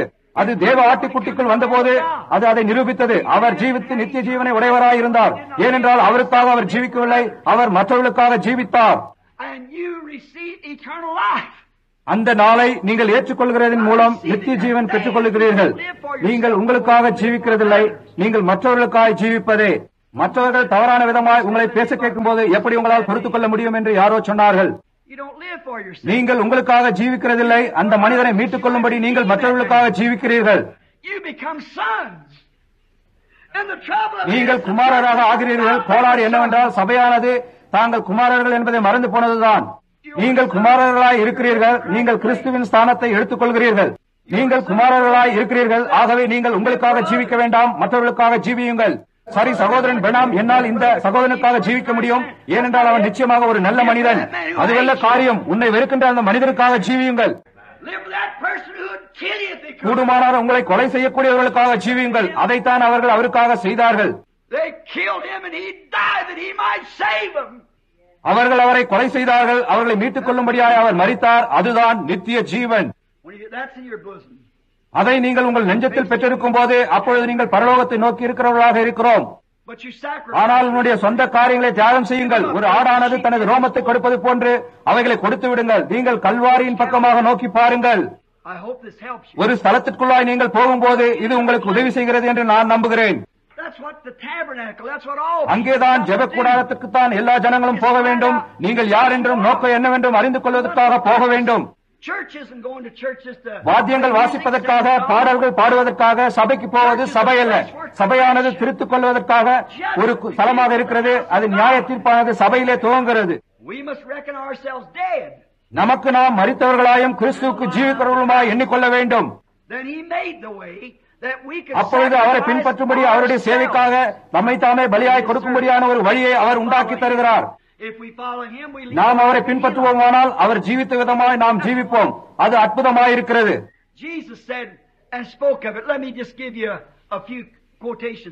இயேசுவானவர் இதை குறித்து பேசி சொல்லியிருக்கிறார். அதை குறித்தான சில வேத பகுதிகளை நான் உங்களுக்கு கொடுக்கிறேன். கூர்ந்து கவனியுங்கள். இதை தவறவிடாதீர்கள். வெள்ளாடுகளையும் செம்மறியாடுகளையும் பிரிப்பது போன்று அந்த நாளில் ஜனங்களை நான் பிரிப்பேன் என்று இயேசு சொன்னார். அவர் வெள்ளாடுகளை பார்த்து இடது பக்கமாக நில்லுங்கள் என்றும் செம்மறியாடுகளை பார்த்து வலது பக்கமாக நில்லுங்கள் என்றும் சொல்வேன் என்று சொன்னார்.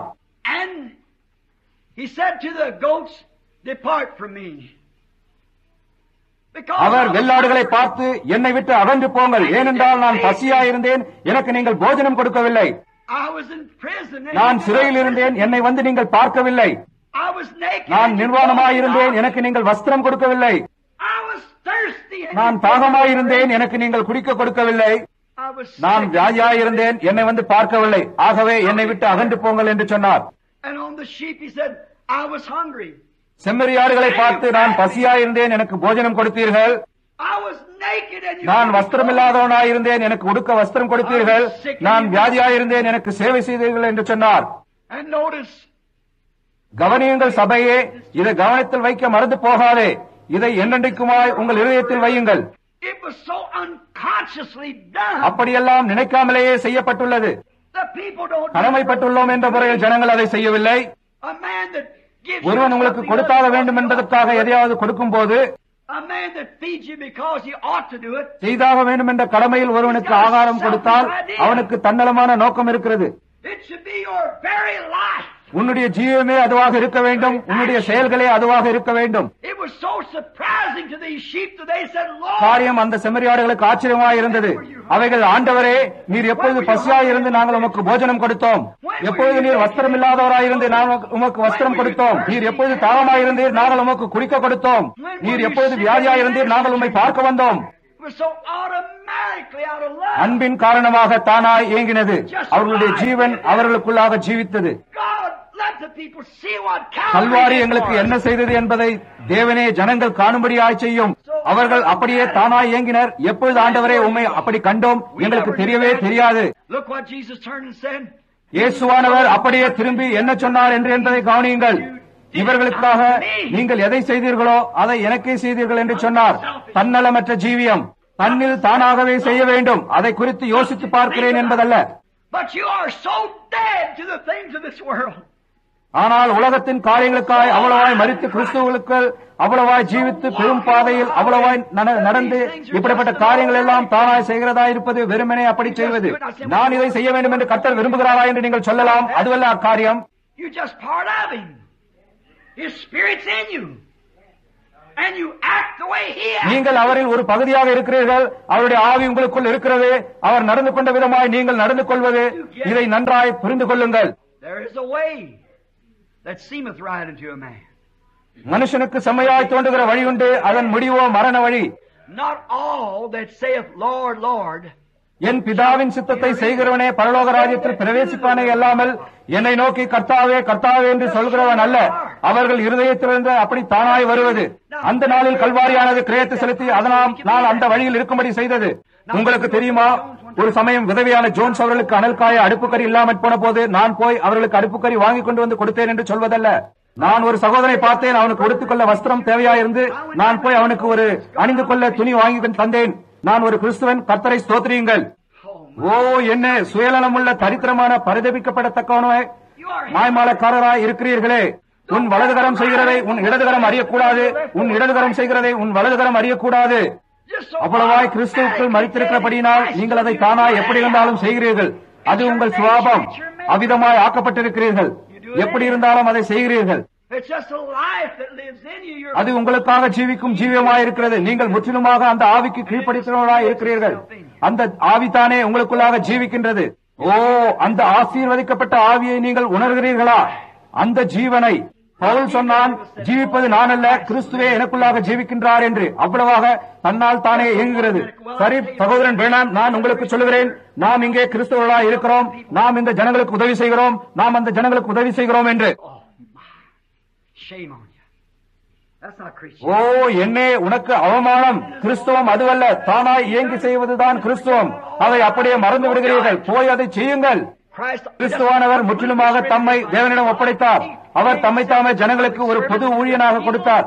அவர் தம்முடைய ஜீவனை இலவசமாய் கொடுத்தார். அவர் அதை செய்ய வேண்டிய அவசியமே இல்லை. அதை முணுமுணுப்போடு செய்யவில்லை. இப்பொழுது சகோதரரே, நீங்கள் யாவருமாய் சேர்ந்து என்னை குறித்து சிந்திக்க வேண்டியவராக இருக்கிறீர்கள். ஏனென்றால் நான் உங்களுக்காக மரிக்கும்படியாக வந்திருக்கிறேன் என்று அவர் சொல்லவில்லை.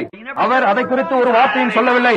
எப்படி இருந்தாலும் அவர் மரித்தார். ஏனென்றால் அவருக்குள் இருந்தது தேவனாயிருக்கிறது. அது உனக்குள் இருக்கிற தேவனாயிருந்து, அது எனக்குள் இருக்கிற தேவனாயிருந்து, அது மற்றவர்களை நாம் நோக்கி பார்க்கும்படியாக செய்கிறது. ஒரு பக்கத்தில் செம்மறியாடுகள், வெள்ளாடுகளில் ஒன்று, சரி கர்த்தாவே நான் இதை செய்தேன், கர்த்தாவே நான் அதை செய்தேன் என்று சொல்லும். அவர் அக்கிரம செய்யக்காரரே, என்னை விட்டு அகன்று போங்கள், நான் உங்களை அறியேன் என்று சொல்லுவார். சபையான மட்டும் அந்த அடிப்படை உண்மைகளுக்கு வருமானால் எப்படியா இருக்கும்? அது ஏதோ செய்வதற்காக முயற்சிக்கிற காரியம் அல்ல. அதை செய்யும்படி உனக்குள்ளாக நீயே கிரியை செய்கிறதா இருக்கிறது. அது ஏதோ உனக்குள்ளாக பிறந்த ஒரு காரியத்தை போன்றிருக்கிறது. என் பெந்தகோஸ்தே நண்பர்களே, என்னை மன்னியுங்கள், நான் ஒரு பெந்தகோஸ்தே. ஆனால் என்னுடைய பெந்தகோஸ்தே நண்பர்கள் வேகமாக வாத்தியம் இசைக்கவும், பேண்ட் அடிக்கவும், கைகளை தட்டவும், டேமரின் வாசித்து ஒரு சத்தத்தை உண்டாக்க வேண்டும் என்ற ஒரு நிலைமைக்கு போக வேண்டியவர்களாக இருக்கிறார்கள். அது வெறுமனே உணர்ச்சி வசப்படுதலாகும். யுத்தத்திற்கு போவதற்கு முன்னதாக இப்படிப்பட்ட பேண்ட் வாத்தியம் வாசித்து ஜனங்களுக்குள்ள போர் உணர்ச்சியை ஏற்படுத்தித்தான் அவர்களை அனுப்புவார்கள். எனக்கு இன்னிசையில் நம்பிக்கை உண்டு, கை தட்டுவதில் எனக்கு நம்பிக்கை உண்டு. ஆனால் நான் இந்த காரியங்களை விசுவாசிக்கிறேன். அது முற்றிலும் சரியே. அவைகள் நம்மிடம் இருக்க வேண்டும். ஆனால் நீங்கள் மகத்தான காரியங்களை செய்யாமல் போகிறீர்களே.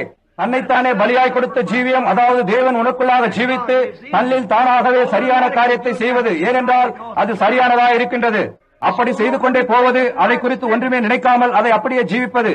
பின்னர் கவனியுங்கள், என்ன நடந்து கொண்டிருக்கிறது என்று கவனியுங்கள். நீங்கள் பெரும் பாதையில் இருப்பீர்கள். பெரும் பாதையில் நடப்பது, அதைத்தான் கல்வாரி உனக்கு கொடுப்பது. அந்த நாளில் உனக்காக கல்வாரியானது வழியை திறந்து கொடுத்தது.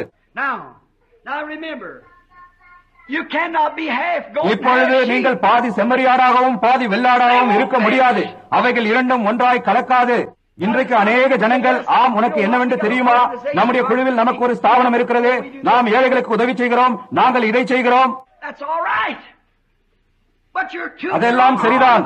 ஆனால் நீங்கள் உங்களை பற்றி நீங்களே பறைசாற்றுகிறீர்கள். நீங்கள் அதை செய்யாதீர்கள். உங்களுடைய தான தர்மத்தை மறைவாய் செய்யுங்கள் என்று இயேசு சொன்னார். அது ஏதோ தானாகவே உண்டாகின்ற ஒரு காரியமாயிருக்கும். அது போய் அங்கே தண்ணீர் குடிப்பதை காட்டிலும் மேன்மையானதல்ல. உங்களுக்கு தாகமாய் இருக்கிறது, அடுத்தவனுக்கும் தாகமாய் இருக்குமானால் அவனை குறித்து நீங்கள் நினைக்கிறீர்கள். அடுத்தவனுடைய தேவையை உன்னுடைய தேவையை போன்றே அடுத்தவனுடைய தேவையும் நீங்கள் நினைப்பது, அது ஒரு பொருட்டாய் எண்ணாமல் நீங்கள் ஜீவித்துக் கொண்டே போவது. நீங்கள் பாதி செம்மறியாடும் பாதி வெள்ளாடுமாய் இருக்க முடியாது. ஆகவே நீங்கள் எங்களுடைய சபையில் ஒரு ஸ்தாபனம் இருக்கிறது, நாங்கள் ஏழைகளுக்கு கொடுக்கிறோம், நாங்கள் இதை செய்கிறோம், நாங்கள் அதை செய்கிறோம் என்று சொல்வார்களானால், கிறிஸ்துவின் ஜீவன் உனக்குள் இல்லாமல் நீங்கள் அதை உடையவர்களாக இருப்பீர்களானால் நீங்கள் முற்றிலுமாக அதை வீணாய் செய்கிறீர்கள். 1 கொரிந்தியர் 13 பவுல் கூறுகிறார், எனக்கு உண்டான யாவத்தையும் நான் அன்னதானம் பண்ணினாலும் என் சரீரத்தை சுட்டரிக்கப்படுவதற்கு கொடுத்தாலும் அதில் எனக்கு ஒரு நன்மையும் இல்லை என்று. இப்பொழுது இது கடினமானது, ஆனால் அது உண்மையாயிருக்கிறது. நீங்கள் அதை உண்மைக்கு வந்தடைய வேண்டும். கல்வாரி உனக்காக என்ன செய்தது என்பதை அடையாளம் கண்டு கொள்ள நாம் அதை நோக்கி பார்த்துவிட்டு ஓ அது மிகவும் அருமையா இருக்கிறது என்று சொல்லுகிறோம். அதுவல்ல காரியம். அந்த தேவனுடைய குமாரன் சிலுவையில் அறியும்படிக்கு கல்வாரிக்கு போக வேண்டியா இருந்தால் தேவனிடத்தில் வருகின்ற ஒவ்வொரு குமாரனும் கல்வாரிக்கு போய்தானாக வேண்டும். அவனுக்கும் கூட ஒரு கல்வாரி இருக்க வேண்டும். அந்த கல்வாரியில் நான் உங்களுக்கும் இருக்க வேண்டும். அந்த கல்வாரியில் நான் எனக்கும் கூட இருக்க வேண்டும். அது பாவம் என்கிற பிரச்சனையை தீர்த்து விட்டது. பிரசங்கியாருடன் கை குழுவதல்ல, ஒரு சபைக்குள்ளாக குலுக்கி செல்வதல்ல, கடிதத்தின் மூலமாய் உள்ளே வருவதல்ல, உத்தியோகத்தின் மூலமாய் உள்ளே வருவதல்ல, ஆனால் பிறப்பதின் மூலமாகவே உள்ளே வருவதாம். அவர் ஒரு கடிதமும் கொடுக்கவில்லை, அவர் ஒரு உத்தியோகத்தையும் கொடுக்கவில்லை, அவர் ஒரு பிறப்பை கொடுத்தார். அந்த விதமாகத்தான் நாம் உள்ளே வந்தோம். பின்னர் அதிலிருந்து தானாகவே நாம் கிறிஸ்துவனாக ஜீவிக்கிறோம். இப்பொழுது இன்னொரு குறிப்பு, பாதி செம்மறியாடு பாதி வெள்ளாடு, அப்படி ஒரு காரியம் கிடையாது. நீங்கள் பாதி செம்மறியாடும் பாதி வெள்ளாடும் இல்லை, ஒன்று செம்மறியாடு இல்லையேல் வெள்ளாடாயிருக்கிறீர்கள். இப்பொழுது நீங்கள் நன்மையான காரியங்களை செய்து கொண்டு அதனால் காரியம் முடிந்துவிடும் என்று கருதுவீர்களானால் அப்பொழுது கல்வாரியில் ஒரு நாள் இருக்க வேண்டிய அவசியமே இல்லை. நியாயப்பிரமாணம் அதை கொடுத்திருக்கிறது. அதை உள்ளே கொண்டு வர கல்வாரியில் ஒரு நாள் அவசியமாக இருக்குமாயின் நாம் வெறுமனே சபையின் அங்கத்தினராக இருக்க முடியாது. அதனால் தேவனுடைய குமாரரும் குமார்த்திகளுமாக இருப்போம். கல்வாரி நாள் அதுவாகத்தான் இருந்தது. அதைத்தான் அது உனக்கு விளக்குகிறது. அதனால் இயேசுவை போன்று செயல்படவும் பின்பற்றவும் நடந்து கொள்ளவும் வழியாகவும் செய்ய. நதியானது ஒரே நேரத்தில் மேலும் கீழுமாக ஓடாது. நதியானது ஒரே வழியாய்தான் ஓடும், தேவ ஆவியும் ஒரே வழியாய்தான் ஓடும். அதனோடு அது காரியங்களை கலக்காது, அது அதே வழியாகத்தான் ஓடும். முடிக்கும் தருணத்தில் இயேசுவை கவனியுங்கள். இயேசு சொன்னார், நான் என் பிதாவினிடத்துக்கு போகிறபடியினால் நான் செய்கிற கிரியைகளை தானும் செய்வான், இவர்களை பார்த்தும் பெரிய கிரியைகளை செய்வான் என்று. இவ்வளவையும் நான் இங்கே சபைக்காக சொல்லவில்லை. உங்களுக்கு புரிகின்றதா? ஆனால் இந்த செய்திகள் எல்லாம் ஒளி நாடாக்களில் பதிவு செய்யப்படுகிறது. உலக சுற்றிலுமாக எத்தனையோ ஆயிரக்கணக்கானவர்கள் அதை கேட்கிறார்கள். குறை கூறுகின்றவர்களுக்காக நான் அந்த கேள்விக்கு இப்பொழுது பதிலளிக்கப் போகிறேன். வேதத்தை விசுவாசிக்கிற விதத்தை அது பொறுத்திருக்கிறது என்று அவர்கள் கூறுகிறார்கள். அநேக முறை எனக்கு கூறப்பட்டுள்ளது. இயேசு சொன்னார், நான் என் பிதாவினிடத்துக்கு போகிறபடினால் நான் செய்கிற இந்த கிரியைகளை நீங்களும் செய்வீர்கள், இதை காட்டிலும் பெரிய கிரியைகளை செய்வீர்கள் என்று. திருவாளரே, நீங்கள் எவ்வளவு மோசமாக ஆகலாம். எந்த காரியத்தை பற்றியும் உங்களுடைய மனதின் கருத்தோடும் புத்தி சாதுரியமான மத அபிப்பிராயங்களோடும் கூட சோதித்தறிந்ததிலிருந்து எவ்வளவு தூரம் உங்களால் விலகி இருக்க முடியும்? என்னுடைய கிருபையுள்ள எழுந்து போன நண்பர்களே, இந்த வேதாகம ஆவிக்குரிய பிரகாரமாக வியாக்கியானிக்கப்படுகிறது என்று உங்களால் புரிந்து கொள்ள முடியவில்லையா? தேவன் கல்விமான்களுக்கும் விவேகிகளுக்கும் ஞானிகளுக்கும் புத்திசாலிகளுக்கும் மறைத்து கல்வாரிக்கு வரத்தக்கதான குழந்தைகளுக்கு வெளிப்படுத்தினபடியால் இயேசுவானவர் பிதாவுக்கு நன்றி செலுத்தினார். இயேசு சொன்னதை இப்பொழுது கவனியுங்கள். அவர் அதை எவ்வாறு கூறியுள்ளார் என்பதை கவனியுங்கள். நான் செய்கின்ற கிரியைகளை அவர் அவர்களை சரியாக இப்பொழுதே செய்கிறார். இப்பொழுது நான் செய்து கொண்டிருக்கிற கிரியைகளை, அதாவது வியாதியஸ்தரை சுகப்படுத்துதல், மரித்தோரை உயிரோடு எழுப்புதல், குருடருடைய கண்களை திறந்திடுதல், இந்த காரியங்களை நீங்களும் கூட செய்வீர்கள். நீங்கள் இடத்தில் விசுவாசமாக இருப்பீர்களானால் இவைகளை செய்வீர்கள். நீங்கள் இந்த கிரியைகளை செய்வீர்கள். பின்னர் இதை காட்டிலும் பெரிய கிரியைகளை செய்வீர்கள். ஏனென்றால் நான் என் பிதாவினிடத்துக்கு போகிறேன். இன்னும் கொஞ்ச நேரம், இனி என்ன உலகம் காணாது, இருப்பினும் நீங்கள் என்னை காண்பீர்கள். நான் உங்களுடனே கூட உங்களுக்குள் உலகத்தின் முடிவு பரிந்தம் இருப்பேன். நான் உங்களை திட்டத்தவர்களாக விடேன். நான் பிதாவினிடத்தில் வேண்டிக் கொள்வேன். அப்பொழுது அவர் இன்னொரு தேற்றவாளனை உங்களிடத்துக்கு அனுப்புவார், பரிசுத்த ஆவியை அனுப்புவார். உலகத்தால் அதை பெற்றுக்கொள்ள முடியாது, ஆனால் நீங்களும் அதை பெற்றுக் கொள்வீர்கள் என்று சொன்னார். இப்பொழுது கவனியுங்கள். பெரிய கிரியைகள் என்றால் சபையில் வல்லமை உண்டாயிருப்பதே. ஜெபத்தினால் வியாதியஸ்தரை சுஸ்தப்படுத்துவது மாத்திரமல்ல, ஜெபத்தினால் பிசாசுகளை துரத்துவது மாத்திரமல்ல, நித்திய ஜீவனை விசுவாசிகளுக்கு அளிப்பதும் பரிசுத்த ஆவியானவர் வந்து நித்திய ஜீவனை அளிக்கும்படி சபையின் கரங்களில் கொடுக்கப்பட்டுள்ளார். கல்வாரி நமக்கு அதைதான் தருகிறது. தாழ்விலுள்ள தரைக்குறையுள்ள மனிதர்களையும் ஸ்திரீகளையும் எடுத்து தேவனுடைய குமாரரும் குமார்த்திகளுமாய் இருக்கின்ற ஸ்தானத்திற்கு அவர்களை உயர்த்தி வியாதியஸ்தரை சுகப்படுத்தவும் நித்திய ஜீவனை அளிக்கும்படியாக செய்தது. கீழ்ப்படிதல் உள்ள விசுவாசிகளுக்கு பரிசுத்த ஆவியை கொடுப்பதன் மூலமாய் இதை செய்கிறார். ஒரு காலத்தில் அவிசுவாசிகளாய் இருந்தவர்களை விசுவாசிகளாக்கி ஆவிக்குரிய நித்திய ஜீவனை அளிக்கும்படியாக செய்கிறார். இந்த வியாதியுள்ள ஸ்திரீயை பார்த்து என்னால் ஒரு விசுவாச ஜெபத்தை செய்ய முடியும், அவள் சுகமடைவாள் என்று சொல்வது எவ்வளவு மிகுந்த பெரிதான காரியம். அது ஒரு பெரிதான காரியம். அதைத்தான் அவர் அன்று செய்து கொண்டிருந்தார். ஆனால் அவர் சொன்னார், இதை காட்டிலும் பெரியதான கிரியைகளை செய்வீர்கள் என்று நான் உங்களுக்கு வல்லமையை கொடுக்கப் போகிறேன். கொஞ்ச காலத்திற்கு மரித்தோரை எழுப்புவது மட்டுமல்ல, என்றென்றைக்குமாய் உள்ள நித்திய ஜீவனை கொடுக்கும்படியாகவும் தருவேன் என்றார். தரித்திரனும் குருடனும் பரிதபிக்கப்படத்தக்கவருமான ஜனங்களே, நீங்கள் இதை எப்படி தவறவிட்டீர்கள்? மிக பெரிதான காரியம் என்னவென்று உங்களால் புரிந்து கொள்ள முடியவில்லையா? அதுதான் சம்பவிக்கக்கூடிய மிக பெரிதான காரியம், அதாவது ஜனங்களுக்கு நித்திய ஜீவனை அளிப்பது. நித்திய ஜீவன் என்றால் என்ன? அவர் ஜீவித்த ஜீவியமே. அவருக்குள் இருந்ததான ஜீவன் அதை மற்றவர்களுக்கு கொடுத்தார். உங்களால் அதை செய்ய முடியுமா? ஒரு தேவகுமாரனால் அதை செய்ய முடியும். இயேசு சொன்னார், நீங்கள் யாருடைய பாவங்களை மன்னிக்கிறீர்களோ அவைகள் மன்னிக்கப்படும், யாருடைய பாவங்களை மன்னியாதிருக்கிறீர்களோ அவைகள் மன்னிக்கப்பட மாட்டாது என்று. கத்தோலிக்க சபையும் மற்றவர்களையும் இங்கேதான் அவருடைய பெரிய தவறை செய்தனர். அவர்கள் போய் நான் உங்கள் பாவங்களை மன்னிக்கிறேன் என்று சொல்கிறார்கள். அக்காரியம் அதுவல்ல. வேதத்தில் அவருடைய பாவங்கள் எப்படிக்கு மன்னிக்கப்படுகின்றது? பேதுரு அக்கேள்விக்கு பெந்தெகோஸ்தே நாள் என்று பதிலளித்தான். அவர்கள் நாங்கள் ரட்சிக்கப்படும்படிக்கு என்ன செய்ய வேண்டும்? நீங்கள் பெற்றுள்ளதான இதை நாங்கள் எப்படி பெற்றுக்கொள்ள முடியும் என்றார்கள். அவர் அதற்கான மருந்து சீட்டை கொடுத்தான். அவர்கள் என்ன செய்ய வேண்டும் என்பதை அவன் சொன்னான். அவன், நீங்கள் தேவன் பட்சமாய் மனம் திரும்பி இயேசு கிறிஸ்துவின் நாமத்தினால் ஞானஸ்தானம் பெற்றுக் கொள்ளுங்கள் என்று சொன்னான். எதற்காக? உங்களுடைய பாவங்களின் மன்னிப்புக்கென்று. அங்கேதான் இருக்கிறது பெரிதான கிரியைகள். இன்று காலையில் பிரசங்கிமார்களாகிய உங்களில் எத்தனை பேர், இக்காலையில் கேட்டுக் கொண்டிருக்கின்ற உங்களில் எத்தனை பேர், ஒளிப்பதின் ஆராவின் மூலமாய் கேட்டுக் கொண்டிருக்கிற உங்களில் எத்தனை பேர் இக்காலையில் கல்வாரிக்கு போக சம்மதிக்கிறீர்கள்?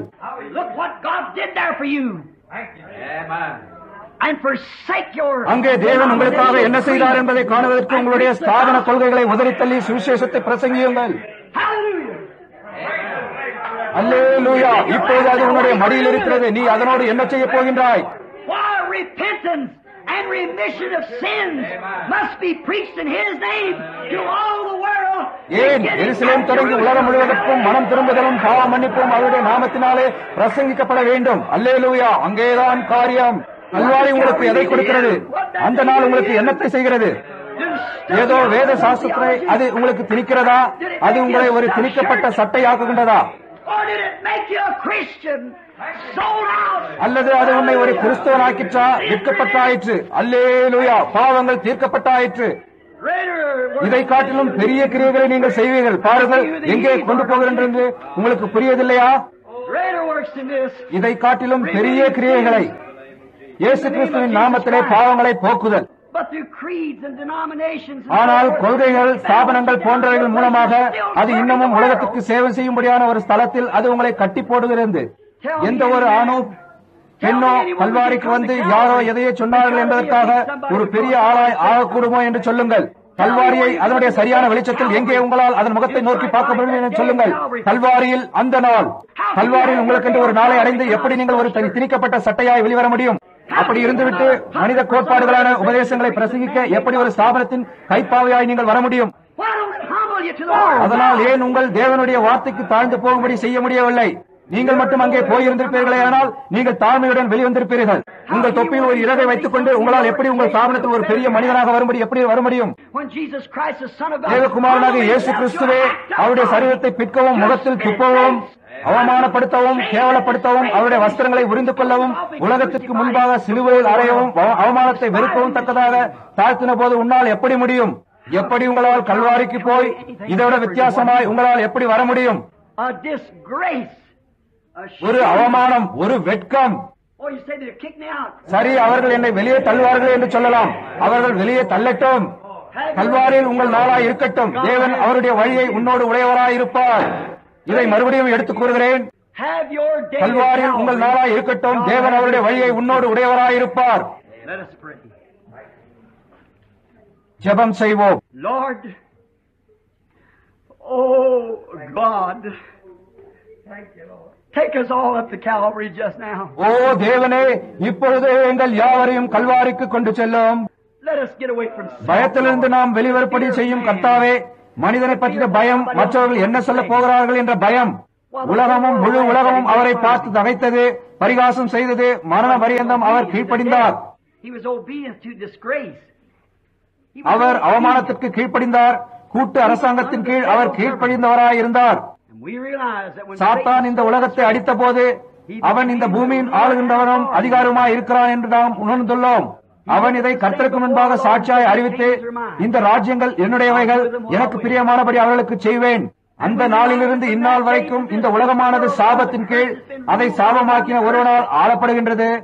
God, oh God, we serve a kingdom that's ஆனால் unlimited. தேவனே, ஓ தேவனே, நாங்கள் சபிக்கப்படாத ராஜ்யத்திற்கு சேவை செய்கிறோம்.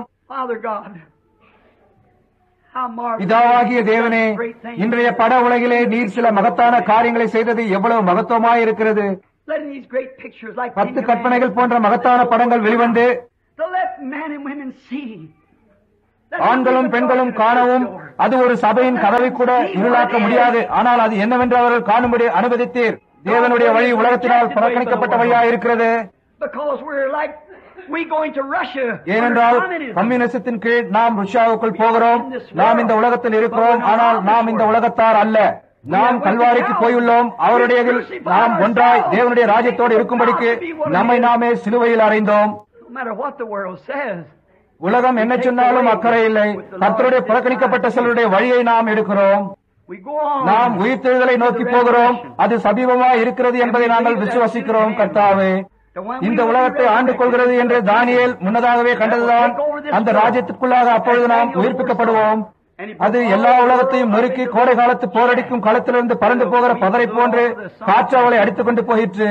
But the ஆனால் அந்த கல்லானது வளர்ந்து ஒரு பர்வதமாகி பூமியெல்லாம் நிரப்பிற்று. that stone shall come. அந்த கல்லானது வரும். ஓ தேவனே, நான் அதில் ஒரு பகுதியாக இருக்க விரும்புகிறோம். எங்களை நாங்களே வெறுத்து தினமும் எங்கள் சிலுவையை சுமப்போமாக.